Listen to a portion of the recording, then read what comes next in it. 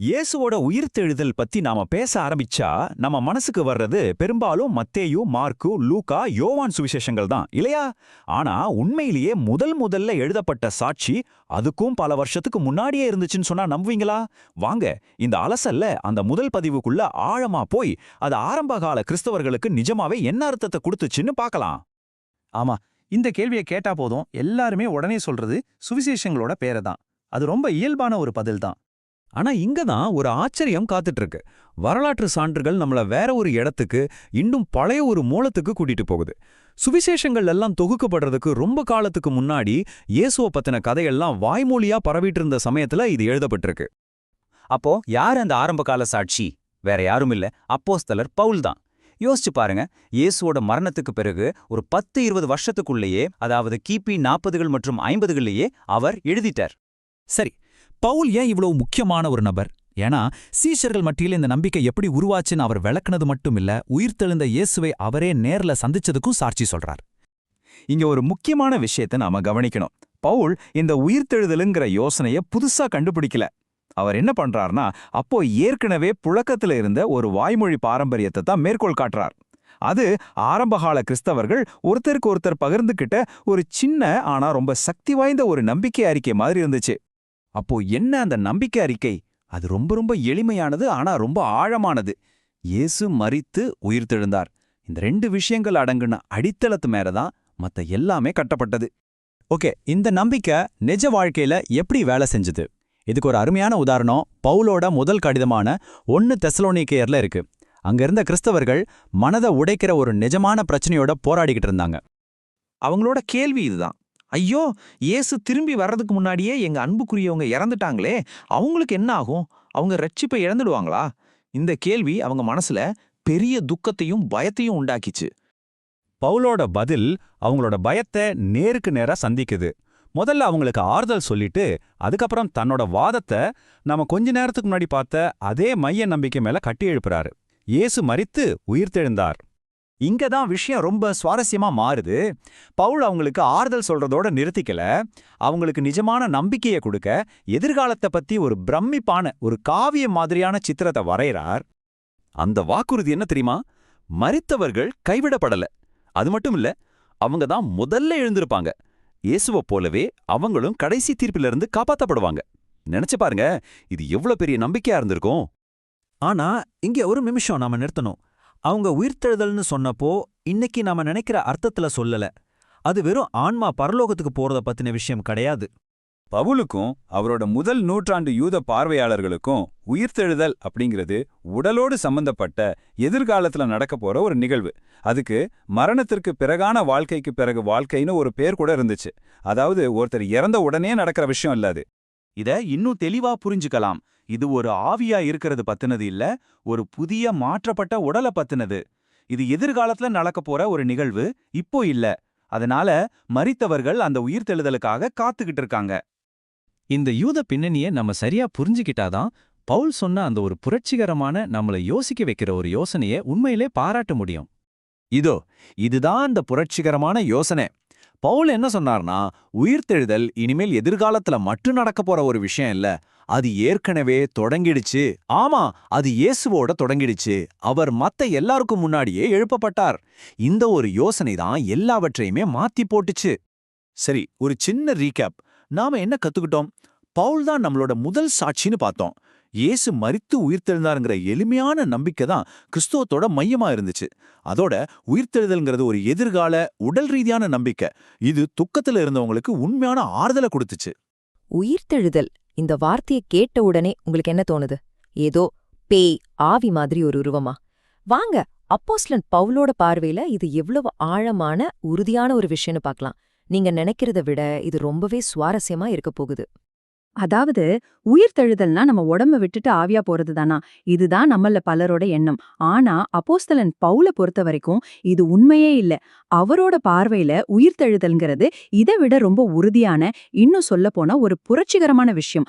அத பத்தி தான் இன்னைக்கு நாம ஆழமா பார்க்க போறோம். சரி, இந்த விஷயத்த நம்ம ஒரு 5 பகுதியா பிரிச்சு பார்க்கலாம். முதல்ல இது ஒரு யூத கருத்துங்கிறத பாப்போம். அப்புறம் உயிர்த்தெழுதல் எப்படி 2ஆ பிரிக்கப்பட்டுச்சுன்னு பார்க்கலாம். மூணாவதா அந்த மாற்றப்பட்ட அழியாத உடல்னா என்னன்னு தெரிஞ்சுக்கலாம். நாலாவதா எதிர்காலத்தை இப்போதே வாழ்றத பத்தியும், கடைசியா இது ஆவி சம்பந்தப்பட்டதா இல்ல ஆவியால் இயக்கப்படுறதாங்கிற வித்தியாசத்தையும் பார்க்கலாம். பவுலோவோட இந்த புரட்சிகரமான ஐடியாஸ புரிஞ்சுக்க நாம முதல்ல அவர் எங்கிருந்து ஆரம்பிச்சாருன்னு பார்க்கணும். ஏன்னா அவரோட இந்த சிந்தனைகள் எல்லாம் திடீர்னு வானத்திலேருந்து குதிச்சதில்ல. அதுக்கெல்லாம் அவருடைய யூத பாரம்பரியத்துல ரொம்ப ஆழமான ஒரு வேர் இருக்கு. முதல்ல நாம ஒன்னு தெளிவா புரிஞ்சுக்கணும். பவுல் ஒரு முதல் நூற்றாண்டு யூதர். அப்போ அவரோட உலக பார்வை, கடவுளை பத்தின புரிதல், குறிப்பா மரணத்துக்கு அப்புறம் என்ன நடக்குங்கிற நம்பிக்கை எல்லாமே அவரோட கலாச்சாரத்துல இருந்து வந்ததுதான். இந்த அடிப்படையை நம்ம புரிஞ்சுக்கலைன்னா அவரோட போதனைகளோட உண்மையான அர்த்தத்தை நாம மிஸ் பண்ணிடுவோம். சரி, இந்த யூத பின்னணியில உயிர்த்தெழுதல்னா என்ன? இது ரொம்ப முக்கியமான ஒரு பாயிண்ட். ஏன்னா அந்த காலத்துல இருந்த கிரீக்க, ரோமானிய தத்துவங்கள் எல்லாம் உடம்ப ஒரு ஜெயில் மாதிரி பார்த்துச்சு. ஆனா யூத சிந்தனை அப்படி இல்ல. அவங்கள பொறுத்த வரைக்கும் படைப்புங்கிறது நல்லது. அதனால விடுதலைங்கிறது உடம்ப விட்டு வெளியே போறதில்ல, அந்த உடம்பையே புதுப்பிக்கிறது. இந்த உடல் சார்ந்த புதுப்பித்தல் தான் பவுலோட எல்லா சிந்தனைக்கும் சென்டர் பாயிண்ட். சரி, இந்த யூதா அடித்தளத்தை மனசுல வச்சுக்கோங்க. இப்போ பவுல் செஞ்ச முதல் பெரிய புரட்சி என்னன்னு பார்க்கலாம். அவர் இந்த பாரம்பரிய நம்பிக்கைய அப்படியே எடுத்துக்கல, அதை அப்படியே 2ஆ உடைச்சார்னே சொல்லலாம். பாருங்களேன், வழக்கமா யூதர்கள் என்ன நினைச்சாங்க? உயிர்த்தெழுதல்ங்கிறது உலகத்தோட கடைசியில எல்லாருக்கும் ஒரே நேரத்துல நடக்கிற ஒரு பெரிய ஈவெண்ட். ஆனா பவுல் என்ன சொன்னார் தெரியுமா? ஒரு நிமிஷம், அதுல பாதி ஏற்கனவே முடிஞ்சிருச்சு அப்படின்னாரு. அதாவது கிறிஸ்துவின் உயிர்த்தெழுதல் தான் அந்த பெரிய ஈவெண்டோட ஆரம்பம். நாம இப்போ 2வது கட்டத்துக்காக, அதாவது நம்மளோட உயிர்த்தெழுதலுக்காக காத்துக்கிட்டு இருக்கோம். இது சரித்திரத்தோட டைம்லைனையே மாத்தி யோசிக்க வைக்கிற ஒரு விஷயம் இல்லையா? ஓகே, உயிர்த்தெழுதல் 2 ஸ்டேஜ்ல நடக்குதுன்னா அந்த 2வது ஸ்டேஜ்ல நமக்கு கிடைக்க போற அந்த உடல் எப்படி இருக்கும்? இங்கதான் பவுலோட 2வது முக்கியமான புதுமையான ஒரு ஐடியாவுக்கு நாம வரோம். இங்கதான் பவுலோட சிந்தனையில ஒரு அழகான முரண்பாடு இருக்கு. உயிர்த்தெழுந்த உடலுங்கிறது ஒரு ஆவி மாதிரி காத்துல மிதக்கிற ஒண்ணு இல்ல. அது ஒரு நிஜமான தொட்டு உணரக்கூடிய உடல். ஆனா அதே நேரத்துல இப்ப இருக்கிற நம்ம உடம்பு மாதிரி அதுக்கு நோய் வராது, அது அழிஞ்சு போகாது, அதுக்கு சாவே கிடையாது. அது ஒரு புது டைமென்ஷனுக்கு அப்கிரேட் ஆகுதுன்னு சொல்லலாம். பவுலோட சிந்தனை இதோட நிக்கல, இன்னும் ஒரு படி மேல போகுது. அவர் உயிர்த்தெழுதல நேரடி அர்த்தத்துல மட்டும் பேசல, அத ஒரு பவர்ஃபுல்லான மெட்டஃபர், அதாவது உருவகமாவும் யூஸ் பண்ணாரு. சுவாரஸ்யமான விஷயம் என்னன்னா, இந்த ஐடியாவும் அவருக்கு யூத பாரம்பரியத்திலிருந்து கிடைச்சதுதான். உதாரணத்துக்கு எசேக்கியேல் தீர்க்கதரிசி புத்தகத்துல கடவுள் சொல்றத கேளுங்க. என் மக்களே, உங்க கல்லறைகளைத் திறந்து உங்கள கல்லறைகள்ல இருந்து நான் எழுப்புவேன். இங்க பாத்தீங்கன்னா உயிர்த்தெழுதல்ங்கிற வார்த்தை நிஜமான சாவுக்கு அப்புறம் வரத குறிக்கல. அது பாபிலோன்ல அடிமைகளா இருந்த இஸ்ரவேல் மக்கள் திரும்பவும் தங்கள் நாட்டுக்கு வரத குறிக்கிற ஒரு உருவகம். இது ஒரு தனி நபரை பத்தினதில்ல, ஒரு முழு சமுதாயத்தோட மறுவாழ்வை பத்தினது. பவுல் என்ன பண்றாருன்னா, இந்த பவர்ஃபுல்லான உருவகத்தை எடுத்து அதை ஒவ்வொரு தனிப்பட்ட கிறிஸ்தவரோட வாழ்க்கைக்கும் பொருத்துறாரு. அதாவது உயிர்த்தெழுதலோட சக்திங்கிறது எதிர்காலத்துல நடக்க போற ஒரு விஷயம் மட்டும் இல்ல, நீங்க ஞானஸ்நானம் எடுக்கும்போது கிறிஸ்துவோட சேர்ந்து உங்க பழைய வாழ்க்கைக்கு நீங்க செத்து ஒரு புது வாழ்க்கைக்குள்ள இப்போ இதே நிமிஷத்துல உயிர்த்தெழுறீங்கன்னு சொல்றாரு. சரி, இப்போ நாம ரொம்ப ரொம்ப முக்கியமான ஒரு கட்டத்துக்கு வந்திருக்கோம். பவுலோட போதனைகளை பத்தி நம்மில் பலருக்கு இருக்கிற ஒரு பெரிய தப்பான புரிதல இது சரி செய்ய போகுது. அப்போ ஒரு கேள்வி வருது. பவுல் உயிர்த்தெழுதலை இப்படி உருவகமா பேசினதால அவர் நிஜமான உடல் ரீதியான உயிர்த்தெழுதலை விட்டுட்டு அதை வெறும் ஆன்மீக விஷயமா மாத்திட்டாரா? கண்டிப்பா இல்ல. இதுதான் நாம புரிஞ்சுக்க வேண்டிய முக்கியமான பாயிண்ட். அவர் உருவகமா பேசுனது நிஜமான உடல் ரீதியான உயிர்த்தெழுதலுக்கு பதிலா இல்ல. அதுக்கு பதிலா அவர் என்ன சொல்றாருன்னா, இப்போ நம்ம வாழ்க்கையில வேலை செய்யற அதே தெய்வீக ஆவிதான் எதிர்காலத்திலயும் வேலை செய்யும்னு காட்டுறாரு. அதாவது இயேசுவ மரணத்திலிருந்து எழுப்புன அதே சக்தி இப்போ விசுவாசிகள் வாழ்க்கையில வேலை செஞ்சு அவங்களோட கடைசி கால உடல் ரீதியான உயிர்த்தெழுதலுக்கு ஒரு கேரண்டியா இருக்குது. அப்போ பவுலோட உயிர்த்தெழுதல் கதையை சுருக்கமா சொல்லணும்னா, இது ஒரு 3 கால நிகழ்வு. கடந்த காலத்துல இயேசுவோட உடல பரிசுத்த ஆவியானவர் உயிர்ப்பிச்சாரு. நிகழ்காலத்துல அதே ஆவி விசுவாசிகளோட வாழ்க்கைய புதுப்பிக்குது. எதிர்காலத்துல அதே ஆவிதான் விசுவாசிகளோட உடல்களையும் கடைசியா உயிர்ப்பிக்கும்னு கேரண்டி கொடுக்குது. இது ஒரு தொடர்ச்சியான பவர்ஃபுல்லான ஒரு செயல்பாடு. நாம இறந்த பிறகு என்ன நடக்கும்? இது நம்ம எல்லாரையும் ஒரு கட்டத்துல யோசிக்க வைக்கிற ஒரு விஷயம். பொதுவா நாம நினைக்கிற பதில் ஸ்வர்க்கத்துக்கு போவோம் அப்படிங்கிறது தான். ஆனா புதிய ஏற்பாடு சொல்ல வர்ற கதை இதை விட ரொம்ப ஆழமானது, ரொம்ப ஆச்சரியமானது. அது வெறும் இந்த உலகத்திலிருந்து தப்பிச்சு போறது பத்தினது இல்ல, அது ஒரு புதிய படைப்பை பற்றியது. அந்த நம்பிக்கையோட மையமா இருக்கிற உயிர்த்தெழுதல் பத்தி தான் நாம இப்போ ஆழமா பார்க்க போறோம். இது நம்ம எல்லாருமே நம்ம வாழ்க்கையில ஒரு முறையாவது கேட்டுக்கிற ஒரு கேள்வி. குறிப்பா நமக்கு ரொம்ப பிடிச்சவங்கள நாம இழக்கும்போது அவங்க இப்போ எங்க இருப்பாங்க, அவங்களுக்கு என்ன ஆகியிருக்கும்னு தெரிஞ்சுக்க நம்ம மனசு ரொம்ப ஏங்கும். இது வெறும் ஒரு ஆர்வம் மட்டும் இல்ல, இது அர்த்தத்தையும் நம்பிக்கையும் தேடுற ஒரு ஆழமான பயணம். நாம இறந்த உடனேயே என்ன நடக்கும்னு தெரிஞ்சுக்க தான் துடிக்கிறோம். ஆனா ஆச்சரியமான விஷயம் என்னன்னா, ஆரம்பகால கிறிஸ்தவர்களோட கவனம் அதுல இல்ல. அவங்களோட பார்வை இதை விட ரொம்ப பெருசா இருந்துச்சு. அவங்க ஒரு தற்காலிகமான இடத்த பத்தி பேசல, ஆனா ஒரு புதிய உடலோட ஒரு புதிய படைப்புல வாழப்போற இறுதி நம்பிக்கைய பத்தி தான் திரும்ப திரும்ப பேசுனாங்க. அவங்களோட முழு கவனமும் அந்த முடிவுல தான் இருந்துச்சு. நம்மள பல பேரு நாம இறந்தா பரதீசுக்கு போவோம்னு நம்புறோம். அதுதான் நம்மோட நிரந்தரமான வீடுன்னு நினைக்கிறோம். ஆனா உண்மையிலேயே புதிய ஏற்பாடு சொல்றது அதுதானா? வாங்க அந்த எண்ணத்தை முதல்ல ஆராய்ஞ்சு பார்க்கலாம். யோவான் 16ஆம் அதிகாரம் 2ஆம் வசனத்துல வர்ற இயேசுவோட இந்த வார்த்தைகளை நம்ம எல்லாருமே கேட்டிருப்போம். இதை கேட்டோனே நமக்கு ஒரு நிரந்தரமான அழகான பரலோக வீடுதான் ஞாபகத்துக்கு வரும். ஆனா அந்த வார்த்தைகளோட உண்மையான அர்த்தம் அதுவானா? நாம நினைக்கிறது சரிதானா? இங்கதான் ஒரு பெரிய திருப்பம் இருக்கு. மூல கிரேக்க மொழியில வாசஸ்தலங்கள் அப்படிங்கிறதுக்கு பயன்படுத்தப்பட்ட வார்த்தை மொனோய். இதோட அர்த்தம் நிரந்தரமான வீடு கிடையாது. இதுக்கு என்ன அர்த்தம்னா, ஒரு நீண்ட பயணத்துல போயிட்டு இருக்கும்போது வழியில தங்கி ஓய்வெடுக்கிற ஒரு இடம். நீங்க உங்க பயணத்தை தொடர்றதுக்கு முன்னாடி கொஞ்சம் ஓய்வெடுத்து புத்துணர்ச்சி பெற ஒரு தற்காலிகமான தங்குமிடம். இது நம்ம யோசிச்சதையே அப்படியே தலைகீழ மாத்துது இல்லையா? இப்ப இந்த ஒப்பீட்ட பாருங்களேன். பொதுவா நாம பரதீச ஒரு இறுதி வீடு, நம்ம பயணத்தோட முடிவுன்னு பாக்குறோம். ஆனா புதிய ஏற்பாடும் அத ஒரு ஓய்வெடுக்கிற தோட்டம், அதாவது உயிர்த்தெழுதலுக்கு முன்னாடி இருக்கிற ஒரு தற்காலிகமான நிறுத்தம்னு சொல்லுது. இயேசுவே சிலுவையில் இருந்த கள்ளன் கிட்ட, இன்றைக்கு நீ என்னுடனே கூட பரதீசில் இருப்பாய்னு சொன்னாரு. புனித வெள்ளிக்கிழமை இயேசு பரதீசில இருந்தாரு, ஆனா ஞாயிற்றுக்கிழமை உயிர்த்தெழுந்தாரு. இதுவே ஒரு தெளிவான உதாரணம். பரதீசு முடிவு கிடையாது, அது ஒரு இடைக்கால இளைப்பாறும் இடம் மட்டும்தான். சரி, பரதீசு நம்ம இறுதி வீடு இல்லன்னா அப்போ நாம பரலோகத்தின் குடிமக்கள்னு பைபிள் சொல்றதுக்கு என்ன அர்த்தம்? நம்ம நோக்கம் இந்த பூமியை விட்டு தப்பிச்சு பரலோகத்துக்கு போறது தானா?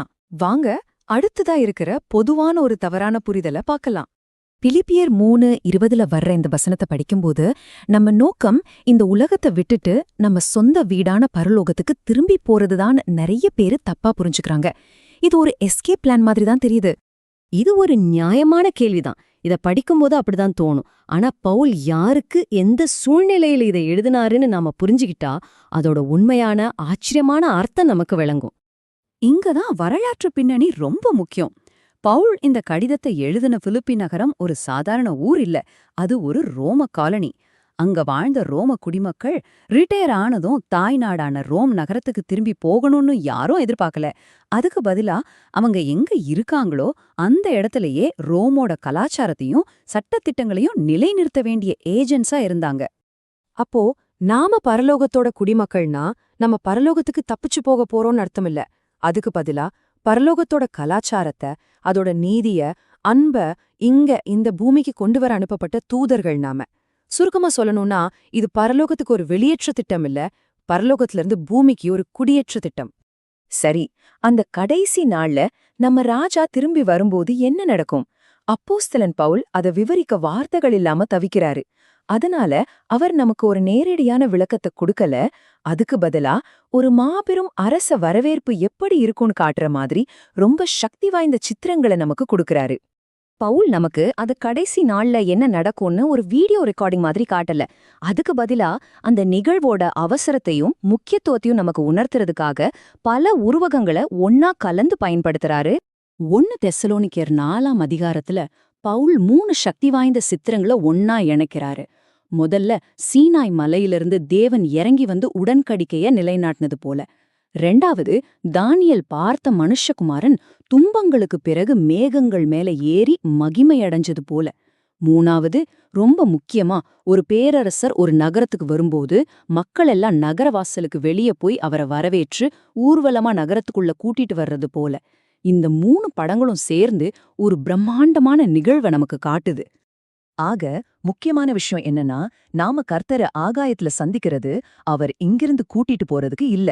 அதுக்கு பதிலா வர்ற ராஜாவை வரவேற்று அவருக்கு சொந்தமான இந்த உலகத்துக்கு, இந்த பரலோகத்தோட காலனிக்கு அவரை அரச மரியாதையோட திரும்பவும் கூட்டிட்டு வர்றதுக்கு தான். இப்ப நாம பேசின இந்த எல்லா நம்பிக்கைகளுக்கும் அஸ்திவாரமா இருக்கிற அந்த இறுதி அசைக்க முடியாத வாக்குறுதிக்கு வருவோம். அதுதான் உயிர்த்தெழுதல். ரோமர் புத்தகம் சொல்ற மாதிரி உயிர்த்தெழுதல்ங்கிறது 2 கட்டமா நடக்கிற ஒரு நிகழ்வு. முதல் கட்டம் ஏற்கனவே நடந்து முடிஞ்சிருச்சு. அது இயேசுவோட உயிர்த்தெழுதல். இதுதான் புதிய படைப்போட ஆரம்பம். 2வது கட்டம் எதிர்காலத்துல நடக்கப் போகுது. அதுதான் அவரோட மக்களோட சரீரங்கள் உயிர்ப்பிக்கப்படுறது. இந்த 2க்கும் நடுவுல இருக்கிற அந்த இடைப்பட்ட காலத்துல நாம ஆவியானவரால உயிர்த்தெழுந்த மக்களா வாழ அழைக்கப்பட்டிருக்கோம். இது வெறும் எதிர்காலத்துல நடக்கப் போற ஒரு நம்பிக்கை மட்டும் இல்ல, இது நம்மளோட நிகழ்கால நிஜம். ரோமர் 6ஆம் அதிகாரம் சொல்ற மாதிரி ஞான ஸ்நானத்தின் மூலமா நாம கிறிஸ்துவோட மரணத்திலையும் உயிர்த்தெழுதல்லையும் ஏற்கனவே ஒன்னாயிட்டோம். அதனால நாம இப்பவே இந்த நிமிஷமே ஒரு புதிய வாழ்க்கைய வாழ ஆரம்பிச்சிருக்கோம். ரோமர் 8:11 இருக்கிற இந்த வாக்குறுதி தான் நம்ம நம்பிக்கையோட ஆணிவேர். இப்ப நமக்குள்ள வாசம் செய்யற அதே பரிசுத்த ஆவியானவர் தான் ஈஸ்டர் அன்னைக்கு இயேசுவோட உடலை கல்லறையிலிருந்து உயிரோட எழுப்பினாரு.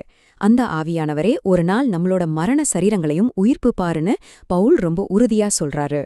சரி, இந்த இறையியல் எல்லாம் கேட்க நல்லா இருக்கு. ஆனா இதோட நடைமுறை தாக்கங்கள் என்ன? இது இன்னைக்கு நம்ம வாழ்க்கையை எப்படி மாத்தணும்? இந்த நம்பிக்கை நமக்கு மட்டும் சொந்தமானதில்ல. ரோமர் 8:19 சொல்ற மாதிரி மனிதனோட வீழ்ச்சியால பாதிக்கப்பட்ட இந்த முழு படைப்புமே தேவனுடைய பிள்ளைகள் மகிமையோட வெளிப்பட போற அந்த நாளுக்காக ஏங்கி காத்துக்கிட்டு இருக்கு. நம்ம மீட்பு இந்த படைப்போட மீட்போட பின்னி பிணைஞ்சிருக்கு. கிறிஸ்தவங்க இறந்தா நேரா பரலோகத்துக்கு போயிடுவாங்க, சரிதானே? நம்ம எல்லாருமே இதத்தான சின்ன வயசுலேருந்து கேட்டு வளர்ந்தோம், நம்புறோம். ஆனா ஒரு நிமிஷம், பைபிள் உண்மையில என்னதான் சொல்லுதுன்னா நாம எப்போவாச்சும் யோசிச்சிருக்கோமா? நாம பொதுவா என்ன நினைக்கிறோமோ அதுக்கும் அப்போஸ்தலன் பவுல் என்ன எழுதினாரோ அதுக்கும் நடுவுல ஒரு பெரிய ஆச்சரியமே காத்துக்கிட்டு இருக்கு. வாங்க அது என்னன்னு அலசி ஆராய்வோம். அப்போ இதுதான் நம்மளுடைய முக்கியமான கேள்வி. கிறிஸ்தவங்களோட கடைசி ஸ்டாப், அதாவது இறுதி இலக்கு பரலோகத்துக்கு போறது தானா? பரலோகம் நம்மளோட பெர்மனன்ட் அட்ரஸா இல்ல ஒரு டெம்பரரி ஸ்டேவா? பாருங்க, நாம ரொம்ப காலமா உறுதியா நம்பிட்டு வர சில விஷயங்களை இது கொஞ்சம் உலுக்கி பார்க்க போகுது. சோ கிறிஸ்தவ நம்பிக்கையோட உண்மையான ரொம்ப ஆழமான அர்த்தத்தை புரிஞ்சுக்க ரெடியா இருங்க. சரி, இந்த விஷயத்த நம்ம எப்படி ஸ்டெப் பை ஸ்டெப்பா பார்க்க போறோம்னு ஒரு சின்ன ப்ளூ பிரிண்ட் பார்த்துடலாம். முதல்ல மக்கள் மத்தியில இருக்கிற பொதுவான நம்பிக்கையை பார்ப்போம். அப்புறம் பவுலோட வார்த்தைகள்ல மறைஞ்சிருக்கிற துப்புகளை தேடுவோம். அதுக்கப்புறம் இந்த இடைக்கால நிலை, பரலோக குடியுரிமை, நம்மளோட உண்மையான இறுதி நம்பிக்கை, கடைசியா இதெல்லாம் நம்மளோட இன்னைக்கு வாழ்க்கையை எப்படி மாத்துதுன்னு பார்க்கலாம். சரி, பொதுவான கதை என்ன? அதாவது கிறிஸ்தவங்க இறந்ததுக்கு அப்புறம் அவங்களோட ஆன்மா இந்த உடலையும் பூமியும் விட்டு பிரிஞ்சு நேரா மேகங்களுக்கு மேல இருக்கிற அந்த தங்கமயமான இடத்துக்கு, அதாவது பரலோகத்துக்கு நிரந்தரமா போயிடுறாங்க. இதுதான் நாம் அடிக்கடி சினிமாவிலையும் கதைகள்லையும் கேட்கிற விஷயம். ஆனா உண்மையிலேயே கதை இவ்வளவு சிம்பிள் தானா? பவுலோட எழுத்துக்களை கொஞ்சம் உத்து கவனிச்சா விஷயம் ரொம்ப டீப்பானதுன்னு புரிய வருது. வாங்க இப்போ நாம மனசால ஒரு டைம் டிராவல் பண்ணுவோம். நேரா முதல் நூற்றாண்டுக்கு ஒரு ரோம சிறைச்சாலைக்கு போலாம். அங்க அப்போஸ்தலன் பவுல் இருக்காரு. அடுத்தது என்னன்னு தெரியல, மரண தண்டனை கூட கிடைக்கலாம். அப்படி ஒரு சூழ்நிலையில அவர் பிலிப்பி சபைக்கு ஒரு கடிதம் எழுதுறாரு. அந்த வாழ்வா சாவா போராட்டத்துக்கு நடுவுல அவர் எழுதுற அந்த வார்த்தைகள் தான் மரணத்துக்கு பிறகு என்ன நடக்கும்ன்ற மர்மத்தை உடைக்க போற ஒரு சூப்பரான க்ளூ. கொஞ்சம் யோசிச்சு பாருங்களேன். இது ஏதோ தத்துவ கிளாஸ்ல நடக்கிற ஒரு டிஸ்கஷன் கிடையாது. பவுலோட உயிருக்கே ஆபத்து. அவர் முன்னாடி 2 ஆப்ஷன்ஸ் தான் இருக்கு. ஒன்னு உயிரோட இருந்து தொடர்ந்து ஊழியம் செய்யறது, இன்னொன்னு இறந்து கிறிஸ்து கூடவே இருக்கிறது. இந்த மாதிரி ஒரு இக்கட்டான சூழ்நிலையில அவர் சொல்ற ஒவ்வொரு வார்த்தையும் எவ்வளோ பவர்ஃபுல்லா இருக்கும்னு பாருங்க. பிலிப்பியர் 1:23ல அவர் இப்படி எழுதுறாரு: நான் கிரிந்து போய் மேசியாவுடனே கூட இருக்க எனக்கு ஆசையுண்டு, அது எல்லாவற்றை பார்க்கிலும் மிகவும் நன்மையாயிருக்கும்.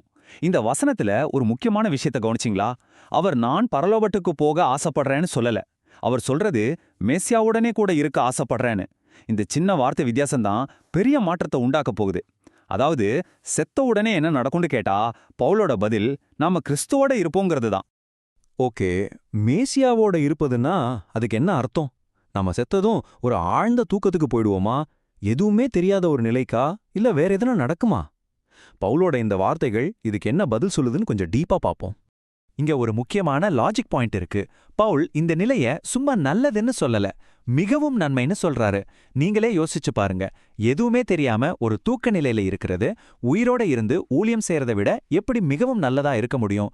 இது லாஜிக்கா இடிக்குது இல்லையா? சோ நிச்சயமா இது இயேசுவோட இருக்கிற ஒரு உணர்வுள்ள சந்தோஷமான பேரின்பமான ஒரு அனுபவமா தான் இருக்கணும்.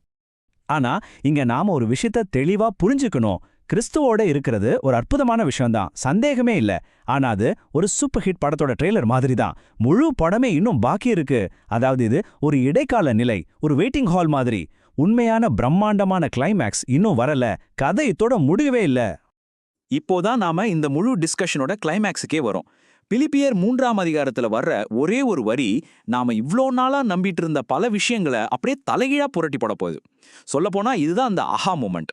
பிலிப்பியர் 3:20 என்ன சொல்லியிருக்குன்னா, நம்முடைய குடியுரிமையோ பரலோகத்தில் இருக்கிறது, அங்கே இருந்து கர்த்தராகிய இயேசு கிறிஸ்து என்னும் இரட்சகர் வர எதிர்பார்த்து கொண்டிருக்கிறோம்.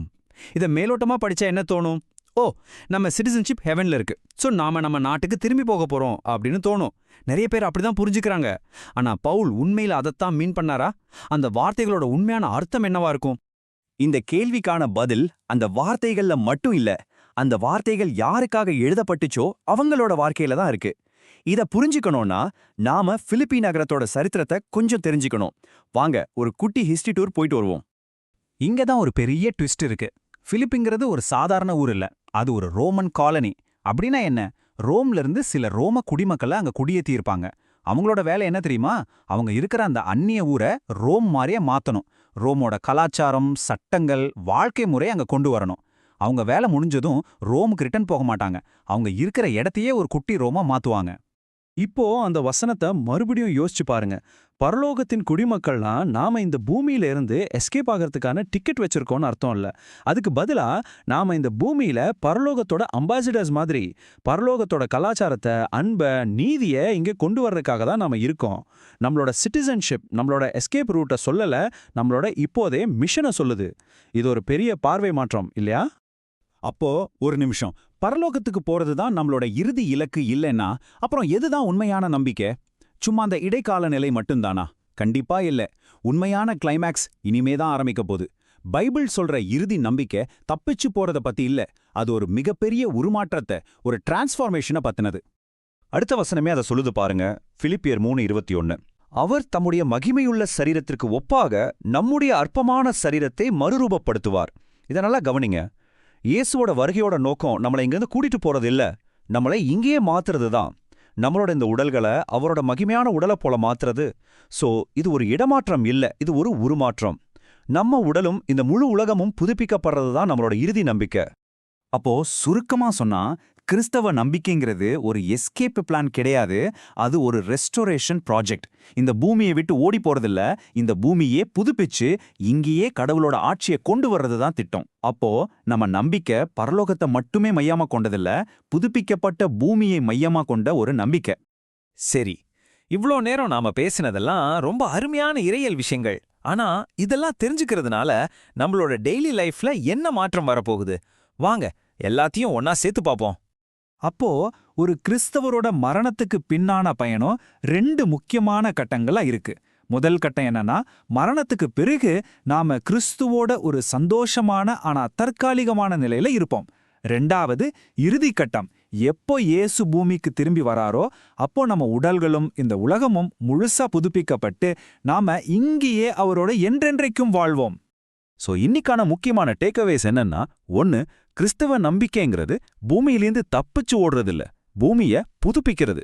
2, நம்மளோட பரலோக குடியுரிமை இப்போ இந்த பூமியில நம்மளோட வேலை என்னன்னு சொல்லுது. 3, நாம இங்க டூரிஸ்ட் மாதிரி வந்துட்டு போறவங்க இல்ல, நாம தான் பரலோகத்தோட அம்பாசிடர்ஸ். உயிர்த்தெழுதல், உயர்த்தப்படுதல், இந்த 2 வார்த்தைகளும் கேட்கறது கிட்டத்தட்ட ஒண்ணு போல தோணலாம் இல்லையா? ஆனா அப்போஸ்தலனாகிய பவுலை பொறுத்த வரைக்கும் இது 2க்கும் நடுவுல பெரிய வித்தியாசம் இருக்கு. ஒரு சின்ன வித்தியாசம்தான், ஆனா அது கிறிஸ்தவ நம்பிக்கையோட ஆணிவேரையே நமக்கு புரிய வைக்கும். வாங்க பிலிப்பியர் புத்தகத்துல பவுல் சொல்ற அந்த ஆழமான சத்தியத்தை நாம இன்னைக்கு ஒன்னா சேர்ந்து பார்க்கலாம்.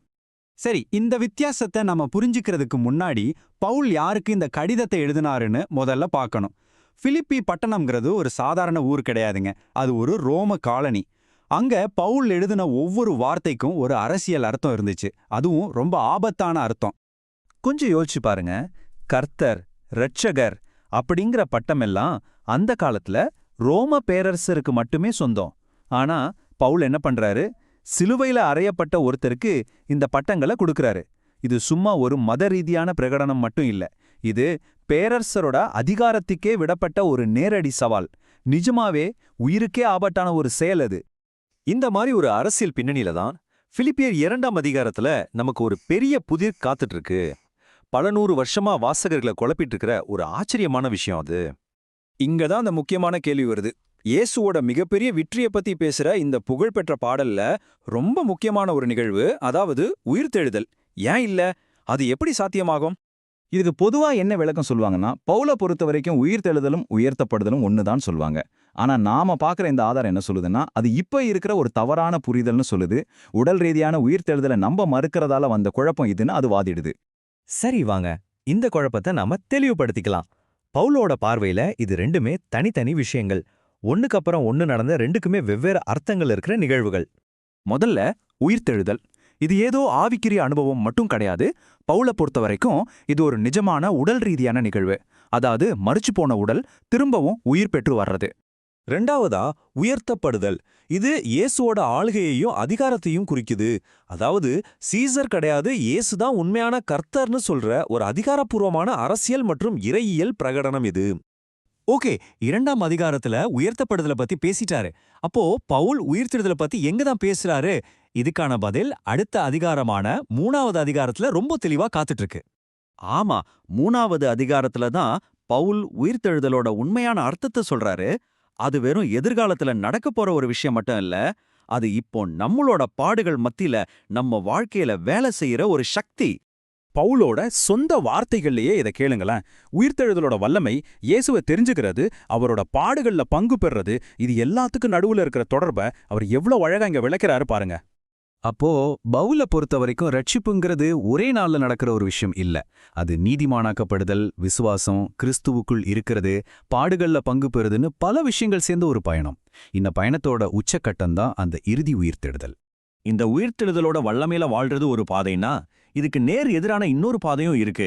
அந்த பாதையில போறவங்கள பவுல் சிலுவையின் எதிரிகள்னு ரொம்ப கடுமையா எச்சரிக்கிறாரு. பவுல் சொல்ற இந்த 2 பாதைகளும் ஒண்ணுக்கொன்னு சம்பந்தமே இல்லாதது. ஒரு பக்கம் பூமிக்குரிய விஷயங்கள், தற்காலிக ஆசைகள், சுயநலம், இதோட முடிவு அழிவு. இன்னொரு பக்கம் பரலோகத்தை நோக்கின பார்வை, கிறிஸ்துவ மையமா வச்ச வாழ்க்கை, இதோட முடிவு மறுரூபமாக்கப்படுதல். இப்போ நாம பவுலோட வாதத்தோட உச்சக்கட்டத்துக்கு வந்துட்டோம். கிறிஸ்தவ நம்பிக்கையோட ரொம்ப முக்கியமான, ரொம்ப தெளிவான வாக்குறுதிகள்ல ஒண்ணு இங்க தான் சொல்லப்படுது. பவுல் சொன்ன எல்லா விஷயத்தோட மையப்புள்ளியே இதுதான். நம்மளோட கடைசி நம்பிக்கை இந்த உடலை விட்டுட்டு தப்பிச்சு போறது கிடையாது. அதுக்கு பதிலா நம்மளோட இந்த பலவீனமான உடலே ஒரு நாள் மகிமையா மாறும் அப்படிங்கிறது தான். இந்த வாக்குறுதியோட முழு மகிமையையும் பவுலோட வார்த்தைகள்ல கேளுங்க. இது எதிர்காலத்துல நடக்க போற ஒரு உறுதியான உடல் ரீதியான மாற்றத்தை ஆணித்தரமா சொல்லுது. ஆக முக்கியமான செய்தி என்னன்னா, இது நம்ம உடல்ல இருந்து தப்பிச்சு போற பயணம் இல்ல. அதுக்கு பதிலா தாழ்மையில இருந்தோம், அவமானத்துல இருந்தோம் மகிமைக்குள்ள போற ஒரு மிகப்பெரிய மாற்றத்தோட பயணம். உயிர்த்தெழுதல்னு சொன்னா உங்களுக்கு முதல்ல என்ன ஞாபகம் வரும்? பெரும்பாலும் நாம இறந்த பின்னாடி நடக்க போற ஒரு விஷயம், அப்படிதானே? ஆனா உயிர்த்தெழுதல்னா அது மட்டும்தானா? இந்த பகுதியில அது வெறும் எதிர்காலத்துல நடக்க போற ஒரு வாக்குறுதி மட்டும் இல்ல. அது இப்போ இந்த நிமிஷத்துல நம்ம வாழக்கூடிய ஒரு சக்தி வாய்ந்த உண்மைங்கிறத பத்தி தான் நாம பார்க்க போறோம். சரி, இந்த கேள்வியோட ஆரம்பிக்கலாம். நம்மள பல பேரு உயிர்த்தெழுதல்னா நாம செத்து போனதுக்கு அப்புறம் நடக்க போற ஒரு சம்பவம் தான் நினைச்சிட்டு இருக்கோம். ஆனா சில பழங்கால எழுத்துக்கள் என்ன சொல்லுது தெரியுமா? இது இப்போவே நம்ம வாழ்ந்துட்டு இருக்கும்போதே ஆரம்பிக்கிற ஒரு பெரிய மாற்றம்னு சொல்லுது. வாங்க அது என்னன்னு இன்னும் கொஞ்சம் ஆழமா பார்க்கலாம். அப்போ இங்க 2 விதமான பார்வை இருக்கு. ஒன்னு பொதுவான பார்வை. அது என்ன சொல்லுதுன்னா, உயிர்த்தெழுதல்ங்கிறது எதிர்காலத்துல உலகத்தோட இறுதியில நடக்க போற ஒரு விஷயம். ஆனா இந்த ஆழமான பார்வை என்ன சொல்லுதுன்னா, உயிர்த்தெழுதல்ங்கிறது எதிர்காலத்துல நடக்க போறது மட்டும் இல்ல, அது இப்போ இந்த நிகழ்காலத்திலேயே நாம அனுபவிக்கக்கூடிய ஒரு சக்தி. நம்ம வாழ்க்கையில இப்பவே ஒரு தாக்கத்தை ஏற்படுத்தக்கூடிய ஒரு நிஜம். சரி, இந்த ஆழமான பார்வைக்கு ஆதாரம் எங்க இருக்கு? நாம நம்ம முதல் ஆதாரத்துக்குள்ள போகலாம். அதுதான் எபேசியருக்கு எழுதப்பட்ட கடிதம். இந்த கடிதத்துல இந்த பார்வை எப்படி விளக்கப்படுதுன்னு நம்ம பார்க்க போறோம். இது வெறும் தியரி மட்டும் இல்ல, நம்ம வாழ்க்கைய பார்க்கறதுக்கான ஒரு புது கண்ணோட்டத்தை கொடுக்குது. இது ஒரு அழைப்புனே சொல்லலாம். இந்த முழு விஷயத்தையும் நாம சரியா புரிஞ்சுக்கணும்னா, மேசியாவில் அல்லது கிறிஸ்துவில் அப்படிங்கிற இந்த ஒரு சொற்றொடர் ரொம்ப ரொம்ப முக்கியம். அப்படின்னா என்ன? சிம்பிளா சொல்லணும்னா, ஒருத்தர் இயேசு மேல நம்பிக்கை வைக்கும்போது அவங்க இயேசுவோட ரொம்ப ஆழமா ஆன்மீக ரீதியா இணைஞ்சிடுறாங்க. இதனால இயேசுவுக்கு எது உண்மையோ, அதாவது அவரோட வெற்றி, அவரோட உயிர்த்தெழுதல், அவரோட அதிகாரம், இது எல்லாமே அவரை பின்பற்றுறவங்களுக்கும் உண்மையா மாறிடுது.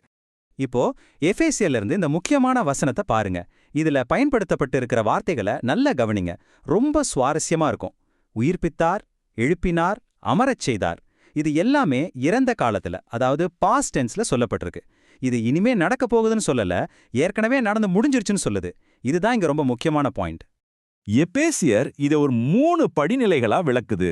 முதல்ல நாம பாவத்துல மரிச்ச நிலையில இருந்தோம், அதாவது ஆன்மீக ரீதியா உயிர் இல்லாத ஒரு நிலை. 2வது, கிறிஸ்துவோட நாம உயிர்ப்பிக்கப்பட்டோம், ஒரு புது வாழ்க்கை நமக்கு கொடுக்கப்பட்டுச்சு. 3வது, எதுக்காக இந்த புது வாழ்க்கை? நற்செயல்களை செய்யறதுக்காக நாம உருவாக்கப்பட்டிருக்கிறோம். இது ஒரு முழுமையான டிரான்ஸ்ஃபர்மேஷன். இந்த வசனம் இருக்கு இல்லையா, இது ஒரு பழங்கால கிறிஸ்துவ பாடலோட ஒரு பகுதியா இருந்திருக்கலாம்னு சொல்றாங்க. இங்க பாருங்க, இது உயிர்த்தெழுதல ஒரு கட்டளையா சொல்லுது. தூங்குகிற நீ விழித்தெழு, மரித்தோரை விட்டு எழுந்திரு அப்படின்னு. எழுந்திருங்கிறது இப்போ இந்த நிமிஷத்துல செய்ய வேண்டிய ஒரு விஷயம். இதுல இருந்து என்ன தெரியுது? உயிர்த்தெழுந்த வாழ்க்கைங்கிறது நம்ம சும்மா காத்துட்டு இருக்க வேண்டிய ஒரு விஷயம் இல்ல, அது இப்போவே நம்ம வாழ ஆரம்பிக்க வேண்டிய ஒரு வாழ்க்கை. சரி, எபேசியர்ல இருந்து இப்போ நம்ம அடுத்த ஆதாரத்துக்கு போலாம். அது கொலோசேயருக்கு எழுதப்பட்ட கடிதம். எபேசியர் பாத்தீங்கன்னா இந்த விஷயத்த ஒரு தனிப்பட்ட மனுஷனோட வாழ்க்கையில எப்படி நடக்குதுன்னு சொல்லுச்சு. ஆனா கொலோசேயர் இதை இன்னும் ஒரு படி மேலே எடுத்துட்டு போகுது. இதை ஒரு தனிநபர் விஷயமா மட்டும் பார்க்காம ஒரு பிரபஞ்ச அளவிலான நிகழ்வா காட்டுது. யோசிச்சு பாருங்க, இயேசுவோட உயிர்த்தெழுதல்ங்கிறது ஒரு கல்ல தண்ணியில போட்டா எப்படி அலைகள் புறவுமோ அது மாதிரி முழு பிரபஞ்சத்திலையும் ஒரு அதிர்வலையை ஏற்படுத்துச்சு. அதாவது இது ஏதோ ஒரு மூலையில நடந்த ஒரு தனிப்பட்ட சம்பவம் கிடையாது, இது முழு பிரபஞ்சத்தையுமே பாதிச்ச ஒரு மிகப்பெரிய விஷயம். இது எல்லாத்தையும் மாத்தி அமைச்சது, ஒரு புதிய படைப்புக்கே இதுதான் ஆரம்ப புள்ளி. கொலோசேயர்ல ஒரு அற்புதமான கவிதை இருக்கு. அது படைப்பையும் உயிர்த்தெழுதலையும் ஒன்னா இணைச்சு பேசுது. அது என்ன சொல்லுதுன்னா, எப்படி இயேசு மூலமா இந்த மொத்த உலகமும் உருவாக்கப்பட்டதோ அதே மாதிரி அவரோட உயிர்த்தெழுதல் மூலமா எல்லாமே புதுசாக்கப்படுதுன்னு சொல்லுது. சோ இது ரெண்டும் ஒன்னோட ஒன்னு சம்பந்தப்பட்ட 2 பெரிய நிகழ்வுகள். ஆனா இங்க ஒரு முக்கியமான விஷயத்த நாம புரிஞ்சுக்கணும். இந்த புது படைப்பு அப்படிங்கிறது பழைய படைப்பை அழிச்சிட்டு வரல. அதுக்கு பதிலா அது பழைய படைப்பை சரி செஞ்சு மீட்டு அதை முழுமையாக்குது. சோ இது அழிவை பத்தினது இல்ல, இது மீட்பையும் நிறைவையும் பத்தினது. சரி, இவ்ளோ பெரிய பிரபஞ்ச அளவிலான விஷயம் எப்படி ஒரு தனிப்பட்ட மனுஷனோட அனுபவமா மாறுது? அதுக்கு பதில்தான் திருமுழுக்கு, அதாவது ஞானஸ்நானம். இந்த சடங்கு மூலமா தான் அது நடக்குது. இது ஒரு பவர்ஃபுல்லான சிம்பிள். ஒருத்தர் தண்ணிக்குள்ள மூழ்கும்போது அது கிறிஸ்துவோட இறக்குறதுக்கும், தண்ணியிலிருந்து வெளியே வரும்போது அது கிறிஸ்துவோட உயிர்த்தெழுறதுக்கும் அடையாளமா இருக்கு. ஆனா இது வெறும் ஒரு அடையாளம் மட்டும் இல்ல, இது ஒரு ஆன்மீக உண்மை. ஓகே, இவ்வளோ தியரி எல்லாம் பார்த்தாச்சு. இப்போ ரொம்ப ரொம்ப முக்கியமான கேள்விக்கு வருவோம். சரி, இதெல்லாம் தெரிஞ்சு என்ன பிரயோஜனம்? இன்னைக்கு நம்மளோட பிராக்டிக்கல் லைஃப்க்கு இதனால என்ன அர்த்தம்? கொலோசையர் இதுக்கு சில தெளிவான நடைமுறை ஆலோசனைகளை கொடுக்குது. இந்த உயிர்த்தெழுந்த வாழ்க்கையை எப்படி வாழ்றதுன்னு. முதல்ல, உங்க எண்ணங்களை மேலான காரியங்கள் மேல வைங்க. 2வது, உங்க பழைய சுபாவத்தை, அந்த கெட்ட பழக்க வழக்கங்கள் எல்லாம் கழட்டி போடுங்க. 3வது, ஒரு புது சுபாவத்தை, அதாவது அன்பு, இரக்கம் மாதிரியான குணங்களை ஒரு புது ஆடை மாதிரி போட்டுக்கோங்க. இதெல்லாம் எதுக்கு? கடைசியில நாம உண்மையான மனிதர்களா மாறுறதுக்கு தான். அப்போ இந்த புதிய மனிதம்னா என்ன? அது வேறொன்னும் இல்ல, நாம எதுக்காக உருவாக்கப்பட்டோமோ அந்த அசல் நோக்கத்தை நிறைவேற்றுறது தான். நம்மள படைச்சவரோட சாயலை நம்ம வாழ்க்கையில காட்டுறது. இது ஒரு புதுவிதமான வாழ்க்கை முறை. சரி, நாம இப்போ இந்த பகுதியோட முடிவுக்கு வந்துட்டோம். இதுவரைக்கும் நாம பார்த்ததோட முக்கியமான சாராம்சம் என்னன்னு இப்ப சுருக்கமா பார்க்கலாம். இது எல்லாத்திலிருந்தும் நீங்க ஒரே ஒரு விஷயத்த மட்டும் எடுத்துட்டு போனாலே போதும். உயிர்த்தெழுதல்ங்கிறது எதிர்காலத்துக்கான ஒரு வாக்குறுதி மட்டும் இல்ல, அது ஒரு நிகழ்கால சக்தி. அது இப்போ இந்த நிமிஷத்துல நம்ம வாழ்க்கையில வேலை செய்யற ஒரு பவர். நம்மள மாத்திர, நம்ம உலகத்தை பார்க்கற விதத்தை மாத்திர, நம்ம செயல்களை மாத்திர ஒரு மிகப்பெரிய ஆற்றல். ரோமருக்கு எழுதின கடிதத்தை பத்தி நீங்க என்ன நினைச்சிட்டு இருக்கீங்க? வாங்க, இன்னைக்கு நாம இதோட ஆழத்துக்குள்ள போய் ஒரு புதுவிதமான கண்ணோட்டத்துல இதை பார்க்க போறோம். முதல்ல இந்த ஒரு சக்தி வாய்ந்த மேற்கோளை பாருங்க. இது என்ன சொல்ல வருதுன்னா, ரோமர் கடிதம் முழுக்க உயிர்த்தெழுதல்ங்கிற ஒரு விஷயம்தான் நிறைஞ்சிருக்கு. ஆனா நம்மள பல பேர் இதை சரியா கவனிக்கிறதே இல்ல. அப்போ ஒரு கேள்வி வருது, விசுவாசத்தினால நீதிமானாக்கப்படுதல் அப்படிங்கிற ஒரு விஷயத்துக்காக நாம பார்க்குற அந்த புத்தகம் ஒருவேளை உயிர்த்தெழுதல்ங்கிற அஸ்திவாரத்தை மேல கட்டப்பட்டிருந்தா என்ன ஆகும்? இதுதான் இன்னைக்கு நாம அலச போற முக்கியமான கேள்வி. வாங்க பவுலோட அந்த புகழ்பெற்ற கடிதத்தை ஆழமா படிச்சு உயிர்த்தெழுதல் எப்படி இதோட மையமா இருக்குன்னு பார்க்கலாம். சரி, வாங்க ஆரம்பிக்கலாம்.